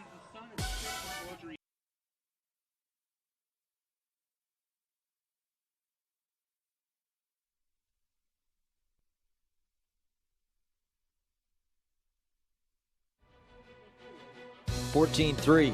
Charleston Southern trailing North Carolina A&T is watching the Ingles Big South halftime report here on ESPN Plus. Killian McClatchy, Dave Weinstein up here in the booth, Anna Whitty down on the field as the team's starting to make their way back out for warm-ups. As we've got some of the games around the conference. Kennesaw State about 15 minutes away from putting an end to Robert Morris's championship dream and getting closer to setting up that last week of the season showdown between Kennesaw State and Monmouth for the Big South title. Yeah, those will be the only 2 teams left in contention for that if Robert Morris picks up their 3rd Big South loss of the season today. And then Campbell, they head on the road to James Madison, a JMU team officially announcing that they are on their way out of the FCS level. They will be moving to the Sun Belt in the near future. So those are the scores from around the conference presented by Ingles. And here are those standings. We mentioned Robert Morris still had an outside chance. They had to win out, get a little bit of help. And with that, today it is coming to an end. Kennesaw State and Monmouth both looking like they will be 5-0 and 1 week away from a showdown between the 2 top teams in the conference. Yeah, they're 2 outstanding programs, 2 good football teams, both undefeated in conference play different styles. It'll be an interesting game to watch between Kennesaw State and Monmouth, but it will be for the Big South Championship. And a lot of play still here in the middle of the conference, as here's some of the big changes coming to the Big South. We'll mention Kennesaw State. This is their final year in the Big South. North Alabama as well going to be transitioning out. They're going to be joining that Atlantic Sun and WAC Alliance in 2022. The WAC is back with football. Very exciting to see. Robert Morris, their first full year, and then North Carolina A&T with their first year in the Big South. So the ever-changing landscape of college athletics just keeps on a-changing. Yeah, you have to say it's been a successful season for Robert Morris. The Colonials like you mentioned, Killian, we're still in contention coming into this week. North Carolina A&T, we asked Coach Washington about making that transition to the Big South. He said this is the league that throws the ball more efficiently than the MEAC did, and you have to prepare every week. There's no easy game in the conference. Every team capable of beating you have to be prepared on a weekly basis. Hasn't been that successful of a season for North Carolina A&T, at least what we've seen from them in the last decade, but still a chance to win here today and then win out and have that winning season. Yeah, certainly a lot at stake as we head forward. We got another 30 minutes of football coming up. 14-3 A&T leads Charleston Southern. You've been watching the Ingles Halftime Report. When we come back, we'll have second half kickoff.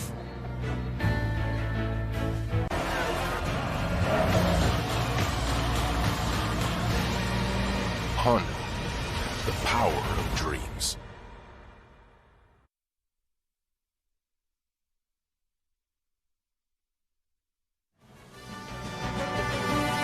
Get ready for the start of the second half. 14-3, North Carolina A&T on top of Charleston Southern. The fans toughing it out in some peculiar weather for this time of year in the Low Country. Killian McClatchy, Dave Weinstein, thank you for joining us. And our own Anna Whitty down on the sidelines caught up with Autry Denson out of the half. Coach Denson, coming out of the locker room, said the reason they have negative 18 rushing yards is because Jack Chambers has been sacked 7 times. They have to keep their quarterback standing upright. But when it comes to the third down conversions being 1 of 8, they have to execute better. He said that's horrible, but they're not going to change anything. They're going to keep the same game plan. Thanks, Anna. Yeah, it was something Autry Denson, he preaches. It's that championship effort and attitude.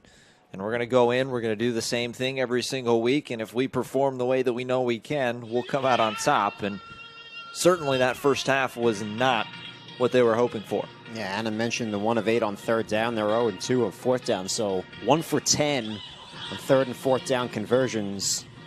Tough to win with a number like that. Well, A&T will be kicking off to Charleston Southern. We mentioned right at the end of that first half, Charleston Southern put together a good drive. It only ended up with 3 points. They got it all the way down to the 1-yard line. But the confidence was there. Both teams are ready for the second half. The Aggies are jumping, dancing, staying warm on the sidelines as they lead by 11. And the second half of action is underway. Andrew Brown puts that one through the end zone, and Jack Chambers will go back to work for Charleston Southern after the touchback. Well, in that last drive of the second half, he found a rhythm. The majority of his 73 passing yards in this game came on that drive. So let's see if he can pick it up where he left off and march the Bucs back downfield. And they were going in this direction. That's true. They were going into the wind. It started to pick up and gust a little bit heavier during halftime. We mentioned 18 miles an hour. It's sitting right around there. We got gusts upwards of 40 as Roderick Hawkins, correction, that was actually Kairos Barnett, taking the first handoff of the second half, and he got back to the line of scrimmage, if that. But the wind's starting to pick up, and it's a Charleston Southern team. Just those 73 yards passing. They average 294 a game. There's a little bit of a pitch out to Barnett, and he spun down, picks up a couple. Well, it's going to be difficult for them to throw deep, especially going in this direction. So expect some running plays, expect some short passes, and they were able to utilize those plays to march downfield at the end of the first half. You can dink and dunk and be efficient. It'll be third down and long.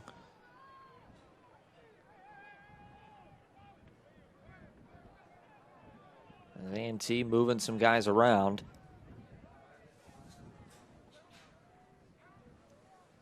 Davis Jr., he's been all over the place, especially in the backfield with a couple of sacks already. Drops back to his safety position, and Chambers just threw it too far ahead of Cale Anderson, and it's going to bring up fourth down. I was looking for Anderson on the slant to pick up that first down. Just a 3-man rush for A&T. They had 8 men back.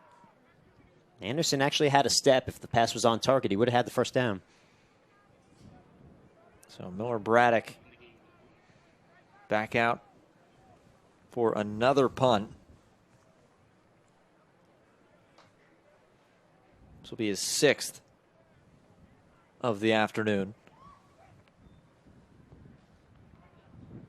One of those low rugby-style punts, as he hopes it'll take a little bit of a bounce, and it rolls to about the 43-yard line of A&T, and that's where Jalen Fowler will come back out and get a chance. And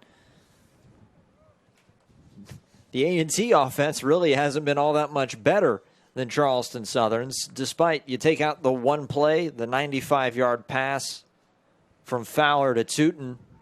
They've been pretty quiet themselves. Well, don't forget that their offense runs through Jermaine Martin, who is not playing today. It's still run through the backs today. It's run through Baker and Tootin. Not only have they had all the carries, but they've also been their primary receivers out of the backfield. Just one pass completed to a wide receiver. That's Hunt. There's going to be a handoff to Baker. Baker turns up the corner and picks up a first down. Yeah, Jermaine Martin, the senior from Conway, not playing today. He woke up this morning, wasn't feeling too well. So they decided to play it safe and hold him out of this game. And Kashawn Baker and Bashul Tootin have been leading the backfield, and they've done a decent job so far today. Yeah, especially out of the backfield. 3 catches for Tootin, 2 for Baker. And there's another first down run for Baker. And Tootin, of course, had that 92-yard catch and run to set up A&T for their first touchdown.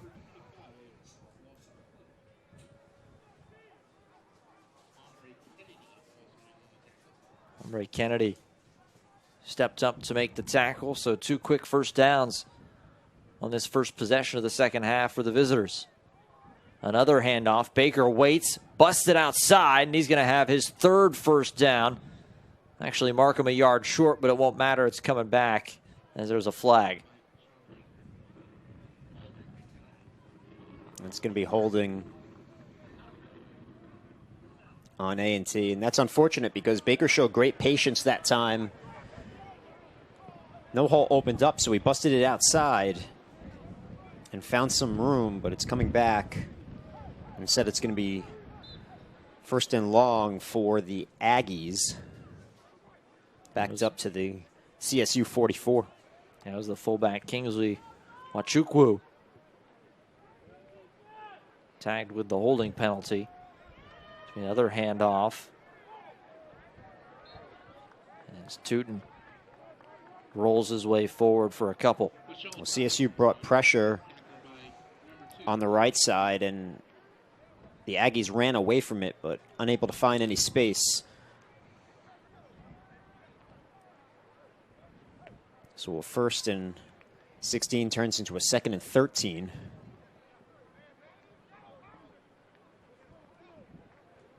And A&T, you look at the possession numbers, and it's not too far skewed. 16 and a half minutes to 14:50 for Charleston Southern. Obviously, that number getting a little bit higher as we count down in this 3rd quarter. Going deep, leaping up and off the hands of Ron Hunt. Well, Hunt has the height advantage on Matthew Williams. Hunt goes 6'3", and Williams goes 5'11", and you're going to see a jump ball here up the sideline. Williams wasn't able to turn around, was really able to just get in the way of Hunt that time and break up the play. It's good coverage by Williams. So 3rd down and long. 2 of 8 on 3rd downs so far today for A&T. Baker goes out in motion to the left. Fowler pressured, feels it and escapes. He's going to throw on the run. Hits his man, Warren. And moving forward for a few extra yards. That was actually Jordan McDaniel making the catch. That was great presence shown by Fowler as Anton Williams had him in his sights, and he was able to step up and extend the play, find his receiver. And now another trip to the red zone for the Aggies.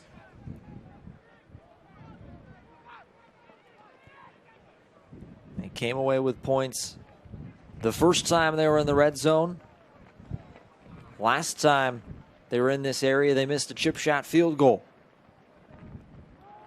Handoff for Baker, and he's met in the backfield. Good tackle. That's Lawson Cook, the grad DB, getting in there into the backfield to make the tackle.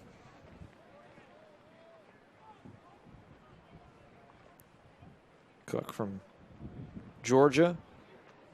He had 6 tackles come into this one. He's been playing with his right hand in that club. 2nd down and 10. Fowler trying to get Baker out in motion, finally does. Look to keep it himself. Escapes somehow, still on his feet, turning, and he's finally going to be wrapped up from behind. That's a tremendous athletic play by the quarterback. Fowler was looking to run the whole time, ran up the middle and saw a roadblock coming, so he busted it to the outside, able to keep his balance, fall forward for some extra yardage, and now it's a 3rd and short. So Fowler's going to come out. Kingsley Afidi, the backup, comes in. He's the running quarterback. Last play with Fowler, I think that last moment he wasn't even expecting to be on his feet. Afidi under center. He's going to turn, hand it off to Baker, who's got the 1st down, pushing towards the goal line. Waiting for word. The near side official says touchdown. And it will count. Touchdown, Kashawn Baker. His 2nd of the afternoon. So no Jermaine Martin, no big power back to run over anyone for CSU. Instead, it's the 5'6", 170 Baker getting lost behind the line and sneaking his way through. Different style of running from Martin to Baker, but it's been effective for Kashawn Baker and the Aggies. He's got his 2nd touchdown of the day. Got a great look of it from our camera crew. Doing an excellent job today as the extra point is up, and it is good. 21-3. North Carolina A&T, they've come on the road. They've handled the conditions, and they have a big-time lead. 9:03 left in the 3rd. We come back. Motion, obviously, because authentic ingredients make a sub above. Back in, and now Pepsi wants to present what fans like, because Pepsi knows what fans like. A little chilly out today in the stands. But if you're at home, grab a Pepsi, crack one open, enjoy it. I'm sure it's nice and warm there. The fans here enjoying themselves. Pepsi, proud sponsor of the Big South Conference.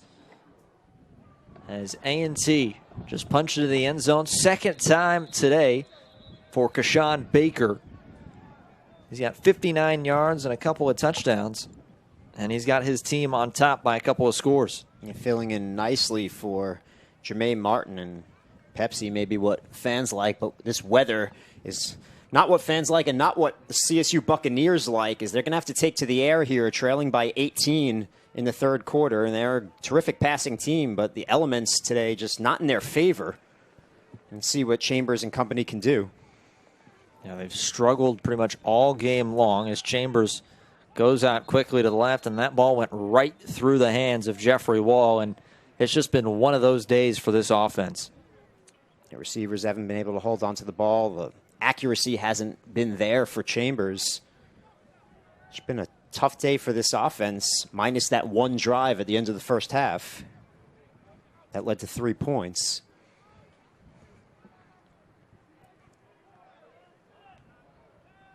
Second and long. Going underneath to the running back, shimmying up the sidelines, and then finally getting pulled down. As that was Donnell Oscar, the redshirt sophomore out of the backfield. And that was a good play, and he has enough for the 1st down here. CSU's been unable to throw it deep, so they'll try to be efficient in the short passing game and drive downfield, get within 2 scores. Chambers trying to go quick, looking for Schwarting up the sidelines, and Schwarting in and out of his hands. Well, that time they did try the deep ball, and it was there for them. But just unable to connect. Schwarting, such a sure-handed receiver. Seen him drop a couple today. It's a tough catch over the opposite shoulder. So 2nd and long. Another quick ball out to Wall. He makes this catch, but he's going to lose yardage on that. Is right on top of a Miles Simon, who's had to step into that lead corner role after Amir McNeil went down, and Simon makes the tackle. Yeah, that play didn't fool anyone as Simon was able to get around the block of Caden Jordan and stuff Wall. So it's going to be 3rd and 11 for the CSU Bucks. Wind in their face. Chambers, all sorts of time, and diving for it is Wall. But another errant pass just off the mark, something we usually do not see from Jack Chambers. Well, Anderson was running off the DBs, so that was trying to open things up for Wall, and he was open for a bit, just not a good pass from Chambers. Not sure it would have been enough for the first down anyway, but still a ball he can complete. That would have been right near the first down marker. Miller Braddock out for another punt. And he gets this one away. Another very short punt from Braddock, as it'll be touchdown at the 42. A&T goes back to work when we come back. You're watching Big South football on ESPN+.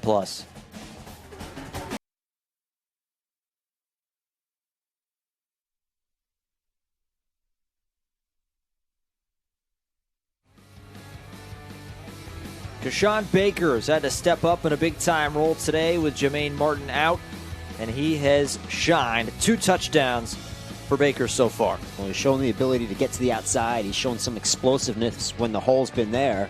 He's a tough guy to track down from behind the line. He was able to sneak in a touchdown on the last possession for A&T, and that's where we stand, a 21-3 lead for the Aggies. And Baker, that one, he was trying to find some space to the outside, but ran right into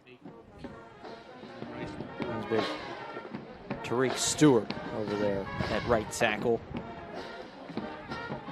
A&T, they've really just controlled the game. I think that's the best way to put it. As this is going to be a handoff to Tootin, and he's chased down, missed tackle, and Tootin flies forward for a good gain. That was when it looked like he was stopped in the backfield, and we've got a late flag in, though.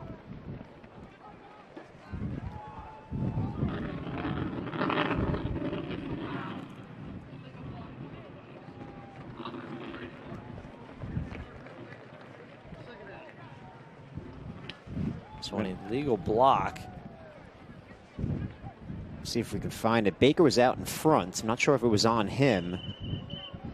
I think they got Ron Hunt. I think it was the block up the field on Matthew Williams. And another costly penalty as it moves him way back.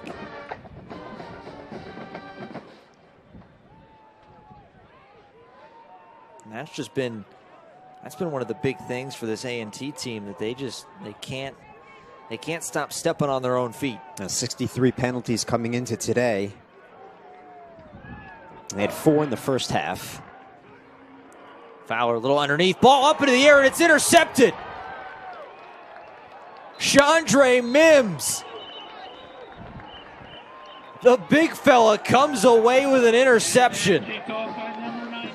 Well, that's what CSU needed. They haven't been able to get it done on offense. They needed a break, someone to do something on defense or on special teams. They had the interception in the first half, this time an deflection, and there's Mims.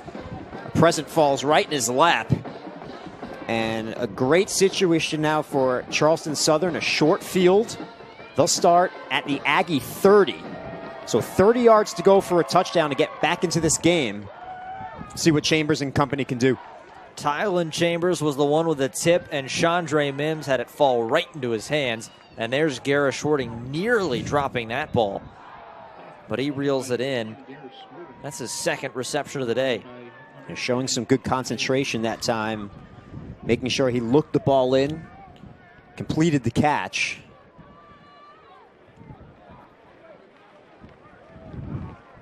His Chambers in there. 2nd down and 6.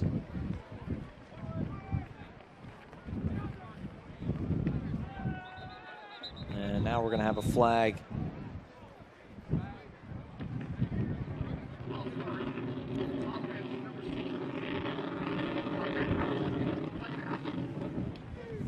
False start on Bailey Ottaway. Ottaway is slotted over. He's at the right guard position right now. And something I wanted to ask you. You're somewhat familiar with it, and you have these cold weather situations. You see some of these receivers with the gloves, some without the gloves. Do you think there's any preference? You played receiver. As Chambers goes over the middle for Caden Jordan right near the sticks for close to a 1st down, and Jordan a little slow to get up after that hit. Let's take another look. A good throw on target this time from Chambers. Caden Jordan slow to get up. Well, we'll talk about that when we come back. We're going to take a break. 21-3, Charleston Southern trying to get on the board. Specialized facility right across the street here from Charleston Southern. Team positions for the teams here at CSU. You can learn more at www.scsportsmedicine.com. Call 843-572-BONE. As Chambers, little toss over to the right side, Donnell Oscar, and a helmet comes off. Big tackle in the backfield. Another big play from this A&T defensive line that's been swarming all afternoon. Janoris Robertson with the tackle. And great tackle from behind by Robertson, because it's 4th down now. That play looked like it was going for a 1st down. Great pursuit by Robertson. At 4th and inches, they're going to stay out 0 for 2 so far on 4th downs. Chambers, read option. He's going to hand it off to Oscar. Fighting forward, stays on his feet, and he has enough for the 1st down. Well, that's a great second effort, because he was in the arms of Michael Branch, number 52. Was able to break the tackle.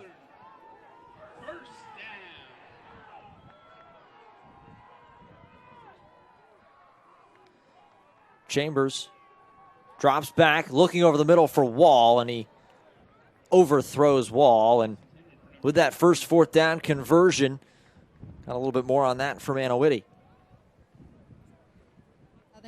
Charleston Southern is 2nd in the conference when it comes to 3rd down conversions and have attempted the most with 139 before today's game. Chambers says he never gets nervous once he has the play and he's underneath center. In fact, he's actually thinking about 4th down and what he's going to do there. Out here today, Charleston Southern struggled in that area. They're now 1 of 11 on 3rd downs. Thanks, Hannah. As Oscar takes another and picks up just a couple of yards. Dave, I asked you right before we went to break last time, but we've seen 2 different sides for the receivers. Some wearing gloves, some not wearing gloves. It's cold, it's wet. What are your thoughts on it? Some receivers like the feel of their hands on the ball. Some don't. The problem is, if you're a guy who likes the feel of your hands on the ball and it's wet and it's cold, you're not going to have that same feel. You really have to make sure you look the ball in and concentrate. It's Chambers, 3rd down, facing the pressure, evades 1, now 2, still on his feet. And he's finally going to be wrapped up, as there was an Aggie holding on to that ankle of his and was not letting go. That was Karfa Kaba.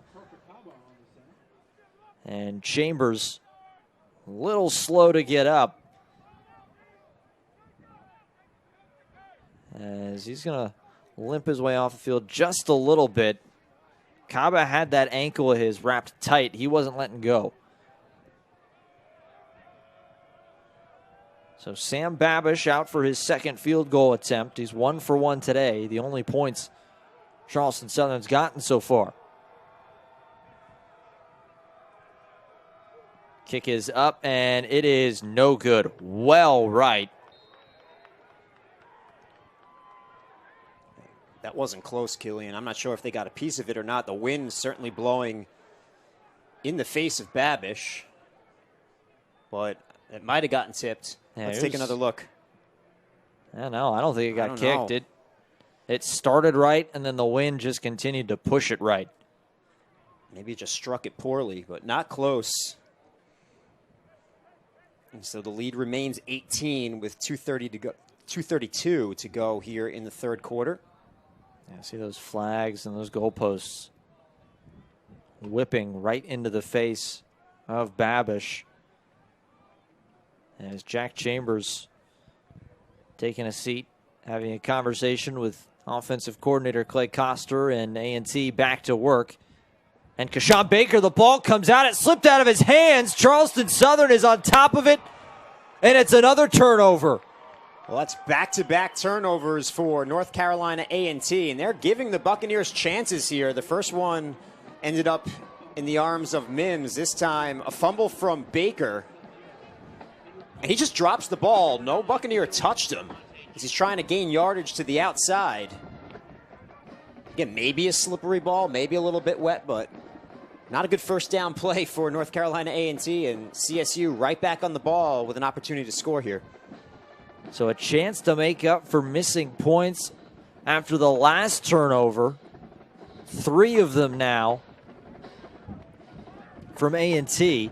If you're the Bucs, you have to take advantage of this opportunity. This is back-to-back chances here, starting your possession on the A&T side of the field. And this one starting at the 18-yard line. This is a must-score situation for CSU. Yeah, you certainly think so. There's all sorts of time left as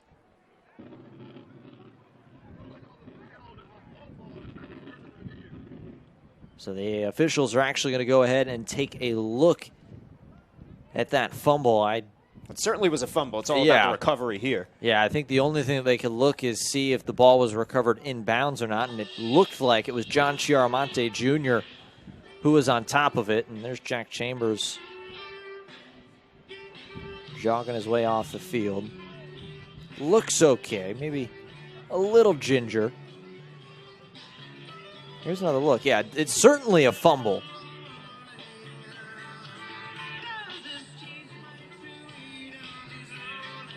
Now is it recovered in bounds? And it looks like it's in bounds. Granted, it's a little bit of a tougher angle. You can't see if he has possession from that angle. That's the problem. So the ball's rolling on the turf. No one in possession yet. So where does Chiaramonte Jr. gain possession? Is he in bounds when he does?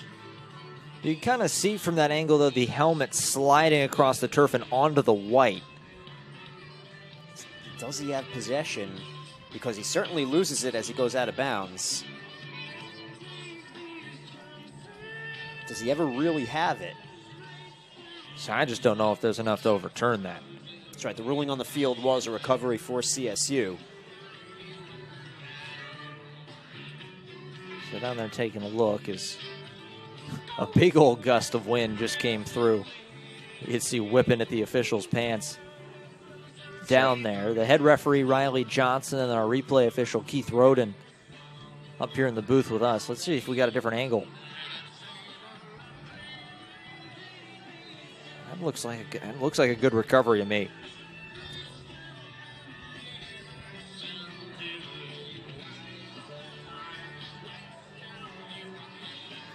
Chiaramonte Jr., former tight end in 2018, made the transition to defense in 2019. He's had some good games for Charleston Southern. Looked really good against Robert Morris earlier this season. Hoping he has the fumble recovery here, setting up his offense. We'll wait for word. And Chiaramonte, this is a guy that really worked himself into the position that he's in. Listed as a starting defensive end. So the ruling stands. And the microphone on our head referee, Riley Johnson. It's tough and it's windy out there, but so yeah, the call stands. I don't really think there was any way that was getting overturned at all. So a red zone possession coming up here for CSU. 18 yards away from punching it in. So they got the ball in a similar area last time, missed a field goal. They get a chance to redeem themselves.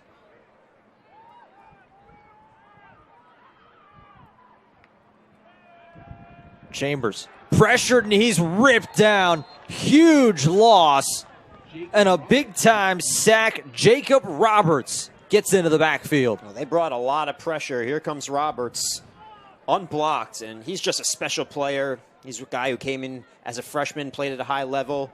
Coach Washington tells us his football IQ is very high. That's what makes him special. Understands schemes, has the ability to find the football, the talent, the speed to go with it. That time he found Chambers. Second and very long. It's going to be a little screen, and it's going to be incomplete. As Cale Anderson couldn't pick it off the turf. We do have a late flag there on the far side of the field, however. After the play was over, unsportsmanlike contact against the defense. That is number 19's first unsportsmanlike contact foul of the game. 15-yard penalty. Automatic first down. Boy, oh boy, Dave. This has to drive Coach Washington crazy. Another unnecessary penalty.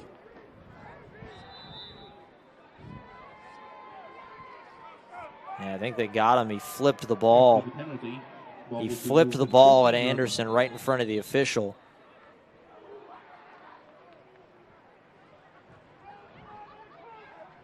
As we've got another stoppage now. That was quick. 7th penalty on the Aggies for 79 yards. Team is struggling on offense. You don't want to give them that kind of help. Looks like the Aggies are going to bring pressure, and they do. Quick one out to Anderson. He's got blockers in front. Can't work his way around the one man in his face. That was Richie Kittles, the senior from Fort Lauderdale, who stepped up to make the play. Yeah, good open field tackle here for Kittles, one-on-one. And you're right, there were blockers out in front if he was able to get away from Kittles. Just couldn't do so. Kittle's a good story. He didn't play at all in 2019. He had suffered a knee injury. Spent the whole year rehabbing, and he's come back, and he's played very well this season for A&T. Chambers, all sorts of time, lots of space. He's going to run it himself, and he's going to slide down, and a flag comes in behind the play. We'll have to see. It is in the position of holding. I think this might be on the defense, Killian. Personal foul. Face mask. Defense number 50. That penalty will be added on to the end of the run. And an automatic first down. Yeah, I saw Devin Harrell get upset when he saw the flag fly. Put his hands up as if to say, what I do. Yeah, I don't think we're going to be able to see it. It was away from the play. It was on the near sideline. He and Jacob Tilsky were kind of going at it. And it's another unnecessary penalty, the 8th on the Aggies. Chambers gets the ball, hands it off, and a great tackle. Richie Kittles stepped up to make the play, and he's now a little slow to get up. Yeah, that's a touchdown-saving tackle for Kittles. It's Barnett. Had his eyes set on the end zone. Just had one man to beat there. Terrific tackle. He's down on the ground right now. Hopefully he's all right. And he's on one knee.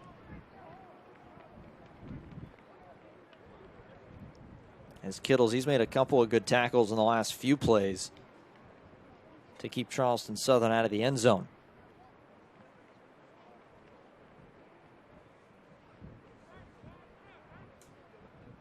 So 36 seconds, a couple of turnovers, an interception by Chandre Mims off of a tipped ball, and then a fumble recovery from John Chiaramonte Jr. And Charleston Southern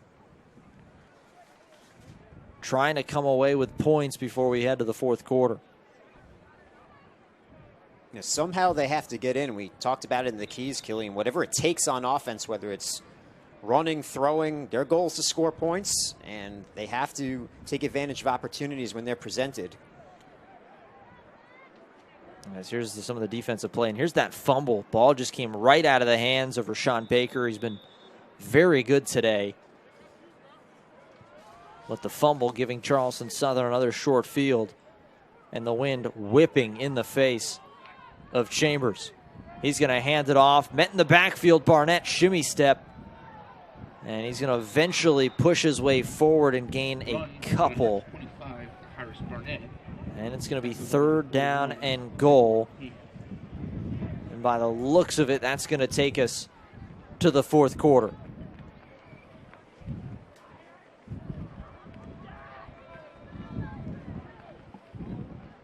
As we're waiting, and the clock will run. 21-3, 15 minutes left of football. At home for Charleston Southern. They're knocking on the door. We come back. These are ever done. A&T, home of champions. 21-3, North Carolina A&T on top. Charleston Southern, 1 of 12 on 3rd downs. They're going to get some help from the officials as they had 1 play run right before we got back, but it's an automatic 1st down after a pass interference call as Chambers was looking to the corner. Well, that's the 9th penalty on North Carolina A&T. 9 penalties, 3 turnovers have kept Charleston Southern in the game. Bucks really need to punch this in. Ball goes in motion. Chambers hands it off up the middle and into the end zone. Kyrus Barnett, and Charleston Southern finally finds pay dirt.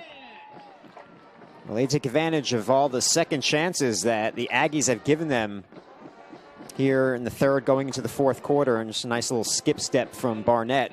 He scampers his way into the end zone for a touchdown. 2nd rushing touchdown of the season for the freshman from Brooks, Georgia. We were talking about how Charleston Southern, they needed to get points on this possession, and they came through. As Babish has the extra point, it is up. No flags, and it is good. 21-10, Charleston Southern.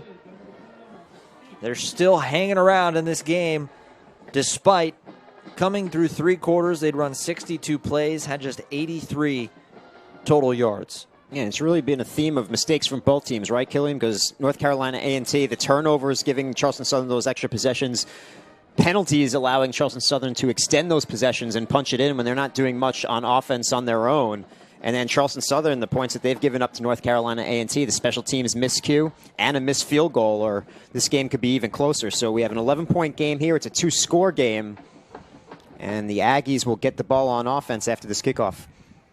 You have to imagine that A&T sideline with the offense, they've had to have been preaching this entire time, and as they get ready to head back out, hold on to the football. Yeah, hold on to the football and no more penalties.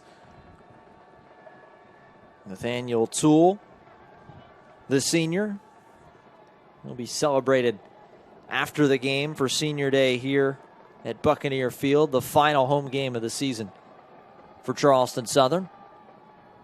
As Toole puts his right foot through it. High kick. It's going to take a bounce. Tootin has to field it. And he's going to try and find some space, and he is upended at about the 15-yard line, and that's where A&T will go back to work. It was a big possession here. If you're the CSU defense and you can force a 3-and-out, give your offense good field position once again. A&T backed up starting at the 15. And you mentioned the seniors being honored today, Killian. You play 10 or 11 games a year, but it's year-round those guys. Coach Denson tells us they wake up early in the morning, off-season conditioning. They're leaders on campus in the community, a 24/7 job for them. And the fact that they're still here, they've bought in, they've sacrificed to get to this point, and they certainly deserve the recognition that they got today. Yeah, they certainly do, especially after the last 2 years that's been there. Lawson Cook does a nice job working around the defender, and he's fired up as he takes down Kashawn Baker in the backfield. The last 2 times out there, CSU has gotten the ball for their offense in great field position off 2 turnovers. Love to get another one, but even if you don't get the turnover, just a 3 and out here would provide the CSU offense with really good field position. Yeah, Mike Rivers, the punter for A&T, has been good today, but he would be punting into the wind as it's 2nd and 11. Fowler motions a man. Play action. He's going to roll right. He's just going to get it out of his hands. He finds Baker and incomplete. They say he didn't get a foot down. The difference is a yard, maybe 2. He just ran out of room that time in that sprint out pass. They can go away from the motion here. Try to get Baker back the other way, but not enough room.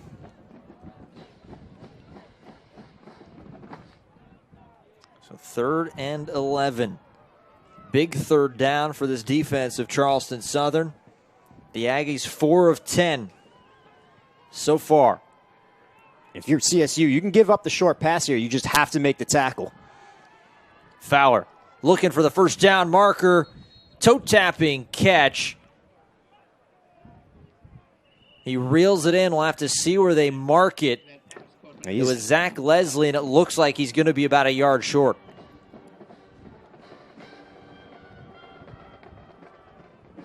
And so that's okay if you're CSU, if this holds up as short. Smith got to him in a hurry. I can't imagine they would go for this. Fowler was setting up like he was getting ready to, and Sam Washington quickly called a timeout. Big 4th and 1 in the 4th quarter. A&T leading 21-10 when we come back. In the Big Ten.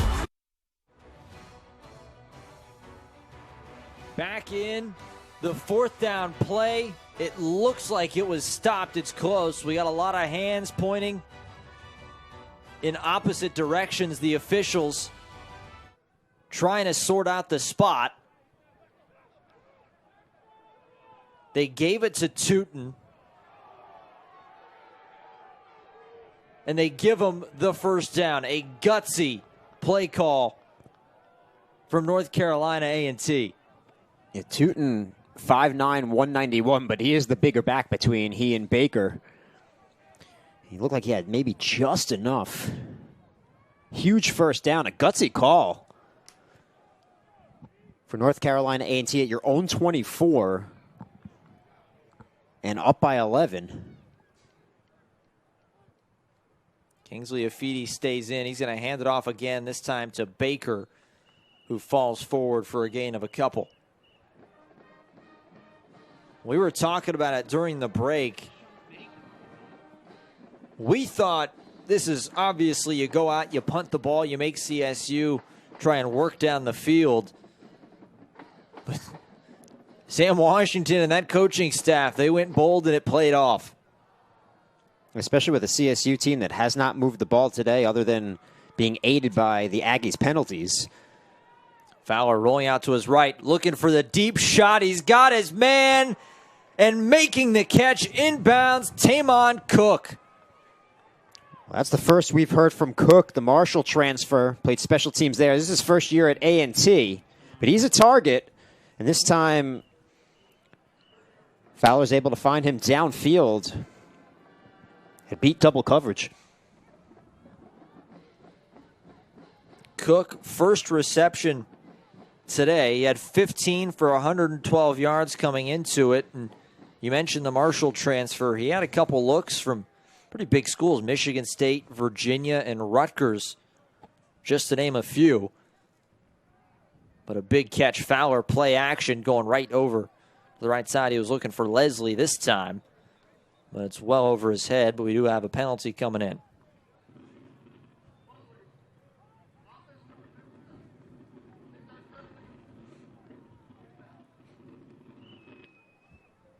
That'll be the 10th penalty on North Carolina A&T.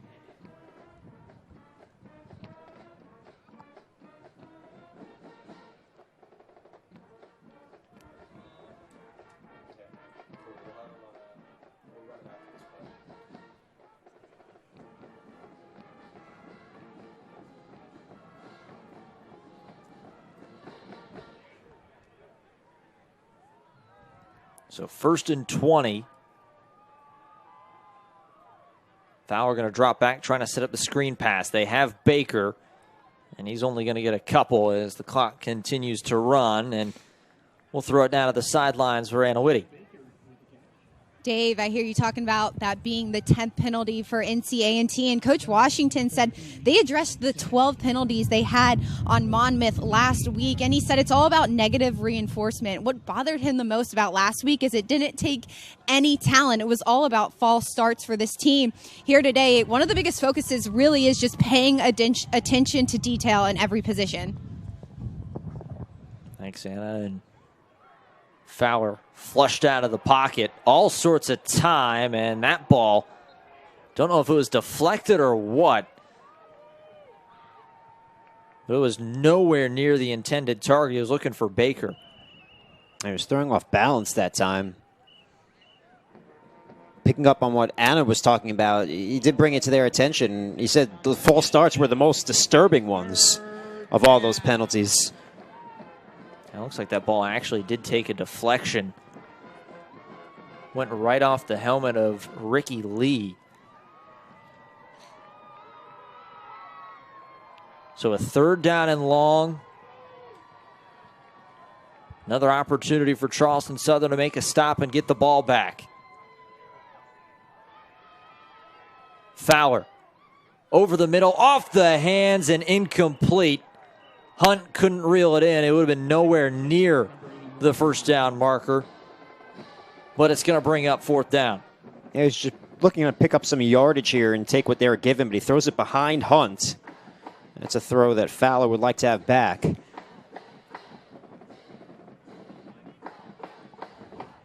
So Rivers will come out on this 4th down.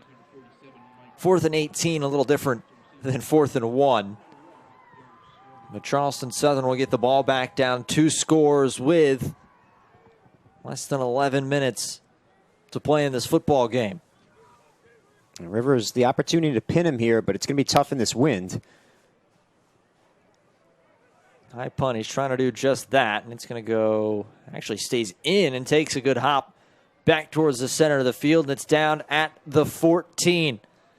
Charleston Southern's got a long way to go down the field. They trail by 11 with 10:46 to play.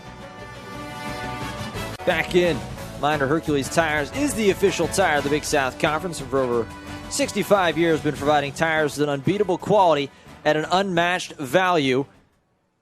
As another sack, whatever the vehicle, whatever the terrain, Hercules Tires invites you to ride on our strength. For a retailer near you, visit HerculesTires.com. A&T swarming to the ball. They've been in the backfield all afternoon as Jack Chambers gets set up on this 2nd down and 14. It's going to be a play action. He's going to look over the middle and through the hands of Schwarting. Another ball that goes through the hands of a receiver, and the weather's played a factor all game long. And for more on that, here's Anna. The Charleston Southern sideline still believes that they can stay in this game. Defense is very pumped up. Offensively, the offensive line coach, Coach Coling, said if Jack Chambers in this offense keeps making plays, we still need to keep our eyes and keep moving forward. When it comes to the weather, Killian, it's almost like being on a ride at Disney World when there's all that mist for absolutely zero reason, except it's cold out here as well and windy. Definitely not like a ride at Disney World. Yeah, certainly, and I can tell you it's not a ride that Charleston Southern is enjoying being on, as another 3rd down goes the way of A&T, another incomplete pass, and it forces another punt. And that's the problem when you're in a 3rd and long situation, just not the right conditions to complete long passes. It's almost an impossible situation. He's going to punt from his own end zone.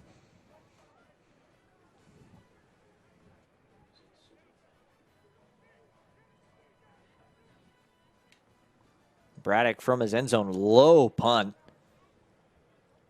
As it rolls down, Tootin tries to make a little bit of move. He goes backwards. He wasn't going anywhere on that one, as I think it was Akili Paulding. The one there for the tackle. They lost some yardage, but it's still going to be terrific field position for the Aggies here. They'll have 1st and 10 from their own 47. Leading by 11, under 10 minutes remaining.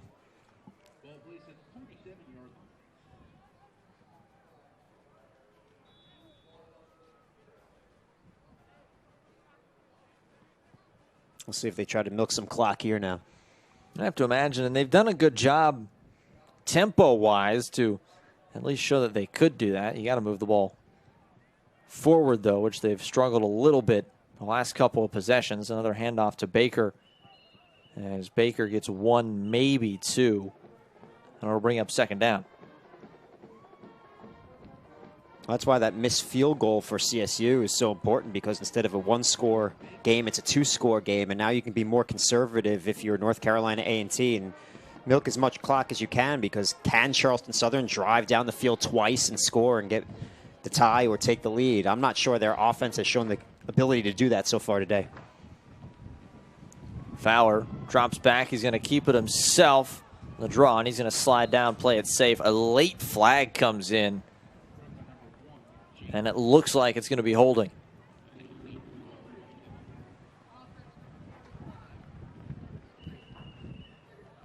And it is going to be holding. They're going to catch Baker. You saw right at the end, a little tug of the jersey.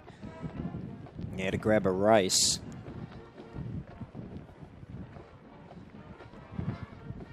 So the Aggies are going to back up here. He's 2nd and 19 now, and the penalties just keep piling up for this Aggies football team. That's number 11. Just 3 for Charleston Southern.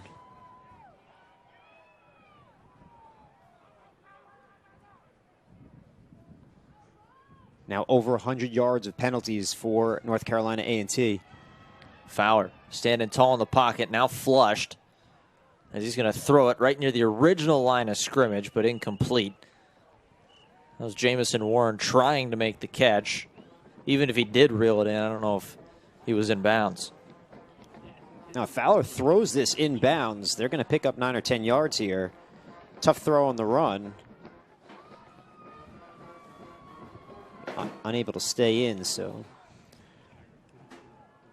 It's 3rd and 19. Great opportunity for CSU to get off the field here.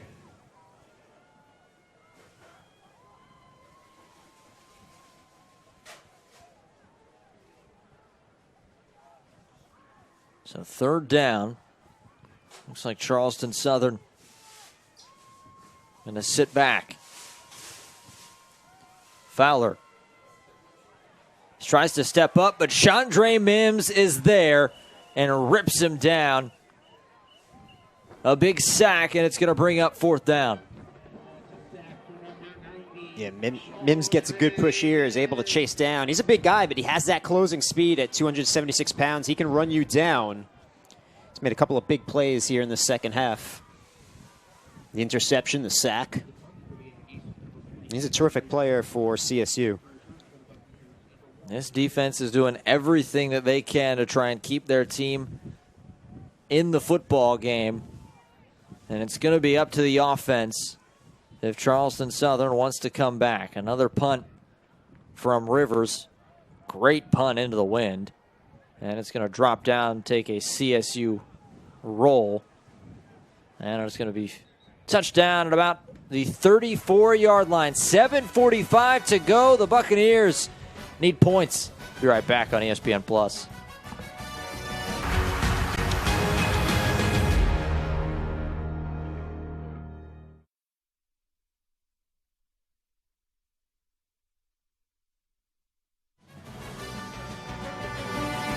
Back in Charleston, South Carolina, the Buccaneers trailing North Carolina A&T 21-10 as that previous catch by Garrett Schwarting is currently under review. A&T wanted the officials to go and take a look at it. They challenged the call, and the officials, they have their judgment as get ready to get it here in just one moment.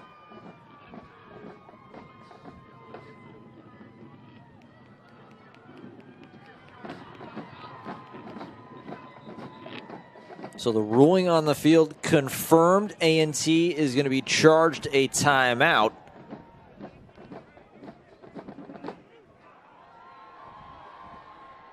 If I'm correct, I think that was their third timeout.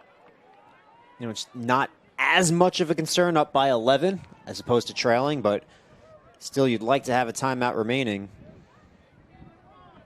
I'm waiting to see. It was either their second or their third. Either way, they lose out on the challenge, and Charleston Southern still trying to move the ball. Pass a little behind Schwarting. He goes back to make the catch. Juking his way around a couple defenders and gets himself close to the line to gain. Oh, Schwarting showing off those hands here on this drive. That was a terrific catch, ball thrown behind him. And then always showing that ability to run after the catch. Good possession receiver, knows how to get open. Looks to be physical after the catch. A little toss out of the left side and being met right at the line to gain. Kyrus Barnett. He's got the lone touchdown of the day for Charleston Southern. And he was able to just get far enough for the first down as the rain starts to fall a little bit harder and the wind picks up more in Charleston. Well, now with just over 6 minutes remaining, down 2 scores, this is a possession that CSU really needs to score on. And then get a defensive stop.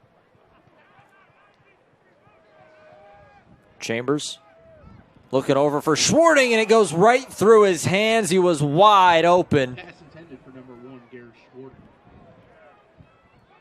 And Schwarting had all sorts of space. Chambers had all sorts of time. Tough catch, but one that he usually makes. And again, these conditions. Rain blowing sideways like a mist. It's cold, it's windy. Tough to hold on to the football. That's when you have to imagine that was the weather playing a part in that drop. Going right back to Schwarting, who catches it, and he wraps that thing up real tight. And he spun down, picks up about 6, maybe 7. That's a veteran quarterback going to a veteran receiver. Shaking off the drop, showing that confidence in him, goes right back to him. They have to keep Schwarting involved if they want to be successful. 3rd and short, clock continues to run. If you're Charleston Southern, you need to get at least 3 points on this drive. Chambers somehow spins out of the sack, and he's going to have a first down and more. Still on his feet, and finally dragged down at the 12. Well, that's the elusiveness of Jack Chambers. You have to keep in the pocket. When he escapes, he can extend the play and breaks everything down here, spins out of a sack. And it's just a matter of how much yardage he's going to get. Saw him break a big one at the end of that Campbell game. Put that game away. Yeah, it was what really sealed it, a 55-yard run from Chambers. It was on 3rd down as well. And he broke out and scampered his way into the end zone. As there's an Aggies player down. It looks like Janoris Robertson, who's had a good game so far today. He's being tended to. As we've got a second, we got a chance to talk to each coach this week, and one of the questions we asked them, especially as the season's gone on, who are some of the unsung heroes? Who are some of the guys they don't get the credit they deserve, or they don't see it every day? And Autry Denson gave us a great answer. We talked to him, and he said, it's our practice squad. They call them the future squad. He said it's those guys, they put in the work every single day so we can go out on Saturdays and put together a game, but those guys are huge. Yeah, it's a unit of guys, not just one unsung hero. They don't have a scout team, as you mentioned. The future's the walk-ons, the guys that aren't playing yet. Those are the unsung heroes. They pay their way to be here. They're held to the same standards. And those walk-ons, some of the younger guys, some of the older guys that make up the future squad, every week they come out, they bring the juice, they get the offense ready, they get the defense ready. Those guys are really the unsung heroes for CSU. So we wanted to honor them and highlight them here today. Yeah, it was something that Autry Denson, he really wanted to make sure that they got their moment. Ball over the middle, Schwarting, first down inside the 5. Good hands here, terrific extension on the catch. It's a tough ball to bring in. Chambers going quick, handoff Barnett, and it looks like he might have slipped in the backfield as he isn't going anywhere as time continues to tick away. And that's the great linebacker Jacob Roberts making the play for North Carolina A&T.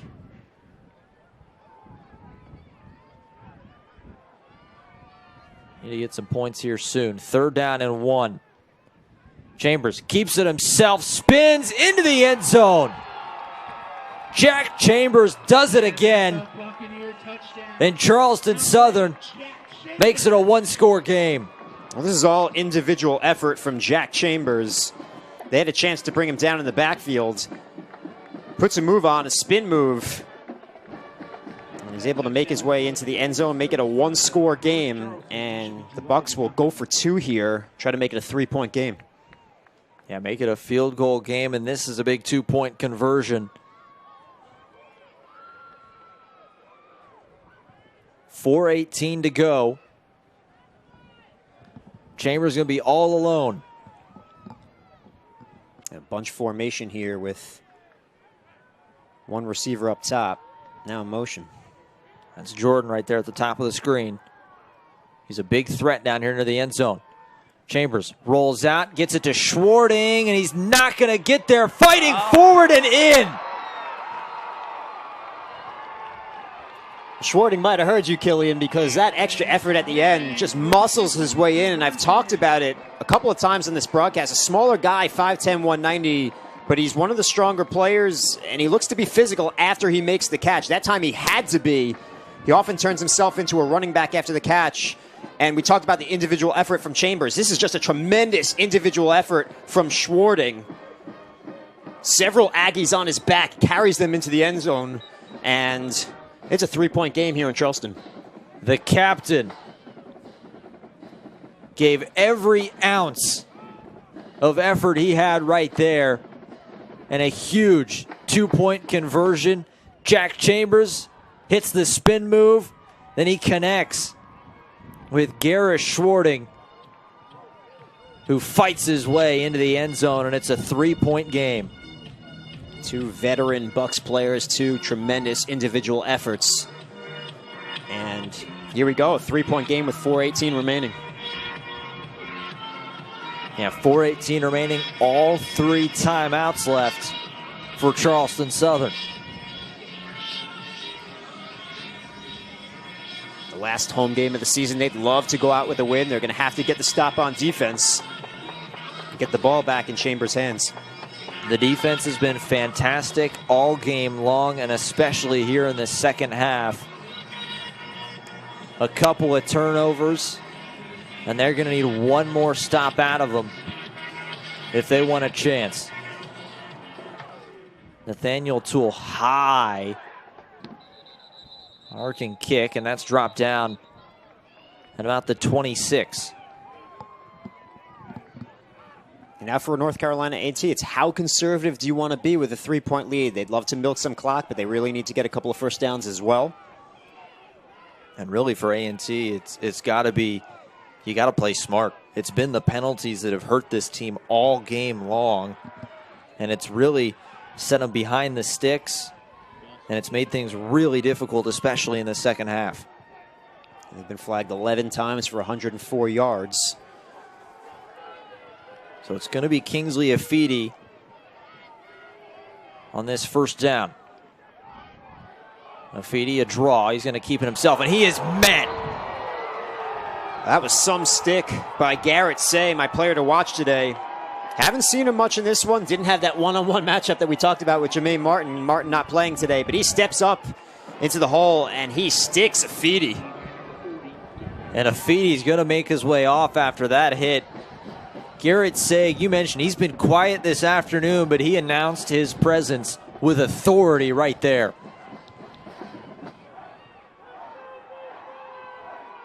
So second down. Fowler back out. It's going to be a count in space. Baker shimmies, and he picks up 2 yards. He did a nice job just to get loose for a little bit. It was almost a loss here. Here's another look at that Sag hit. He's just a stud middle linebacker. Defensive Player of the Week coming into today. He's 5th in the nation in total tackles coming into this one. 3 minutes. Autry Denson wants to hold on to his timeouts for his offense. 3rd and long. 4 of 13 so far. Fowler pressured. Williams trips him up and he gets him. Anton Williams. Yeah. Tracked him down from behind, able to chase down Fowler. Every inch of him on this dive as we take another look. Just trips up Fowler. And it's a loss for A&T. A punting situation. They'll be punting from deep. And Charleston Southern should have good field position after this punt. Schwarting standing back at his 43-yard line right now. Autry Denson elected to use one of those timeouts, so it's 2:51 on the clock. Now Mike Rivers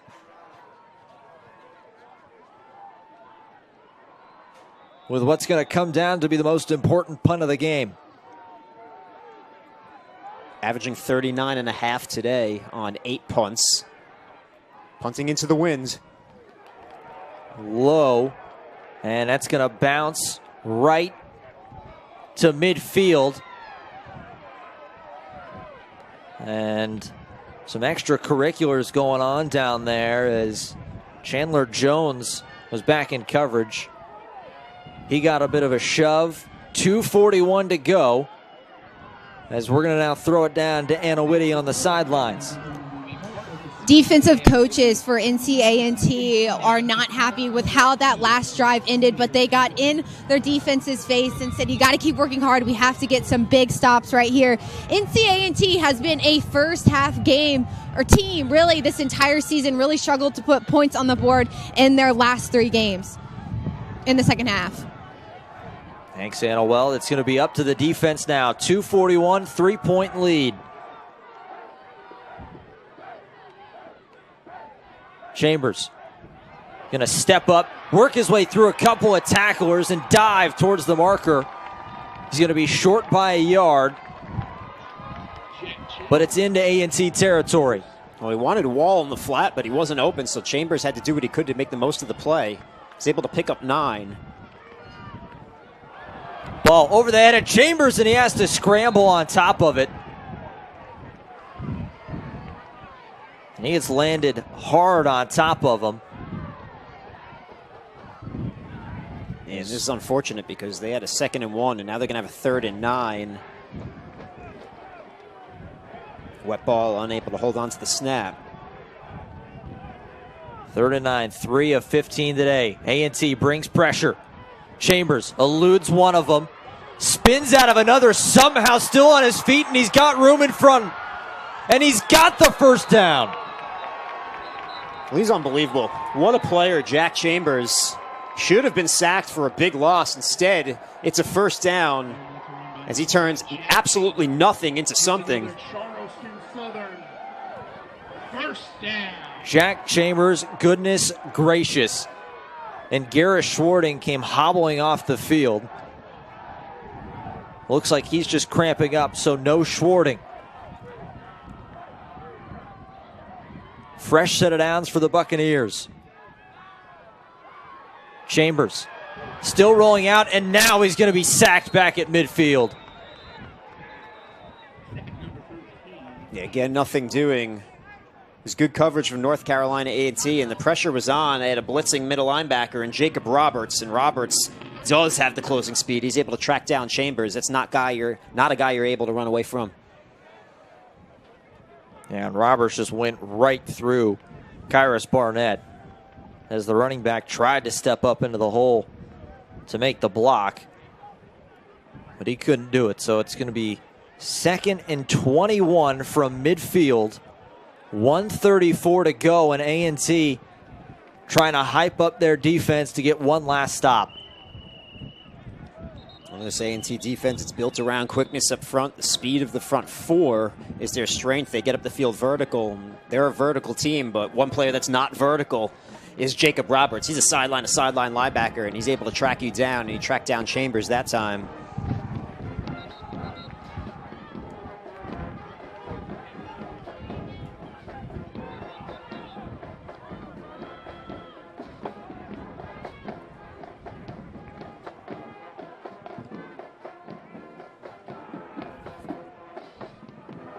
Lana talked about the offensive struggles for North Carolina A&T in second halves this year. They're going to have to win this game on defense here. They have Charleston Southern backed up in a 2nd and long, 2nd and 21. Just one timeout left. If you're Charleston Southern, you cannot go backwards. Chambers steps up. He's going to throw it, and it's going to be intercepted. That's going to do it. Joseph Stuckey with the interception. And A&T is going to walk away with a win on the road. It's receiver open for a moment along the sideline, but threw that too far inside the field. And A&T is just able to step in front. And an easy pick. That should close it out.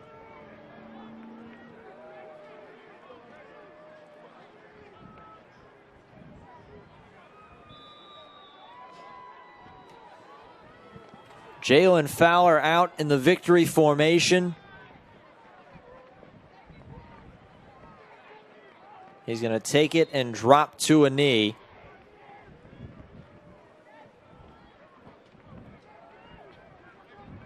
Charleston Southern. Looks like they're not going to spend their final timeout.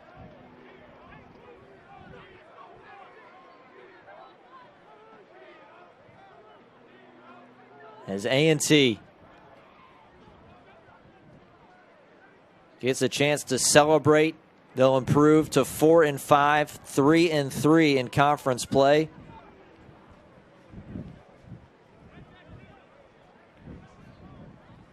As Fowler let this thing go all the way down. And he will take a knee. The officials having to separate the two teams.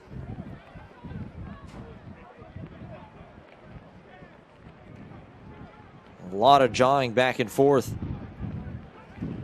between these two sides, and that's going to do it.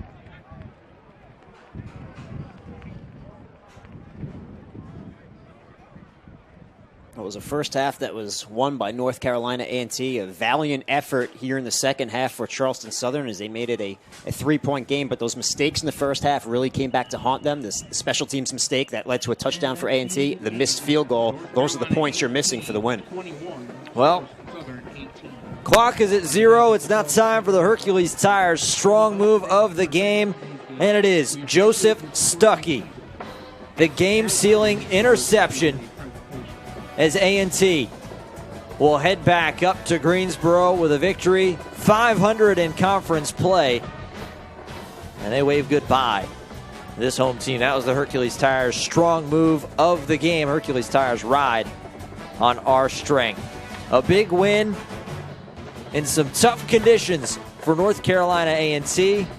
Final home game for Charleston Southern. And Dave, your final thoughts? Yeah, tough to go out in a loss in your final home game, but for North Carolina A&T, they really have their sights set on a winning season, turning the season around. They need to win 3 games to do it. They got the first one here today.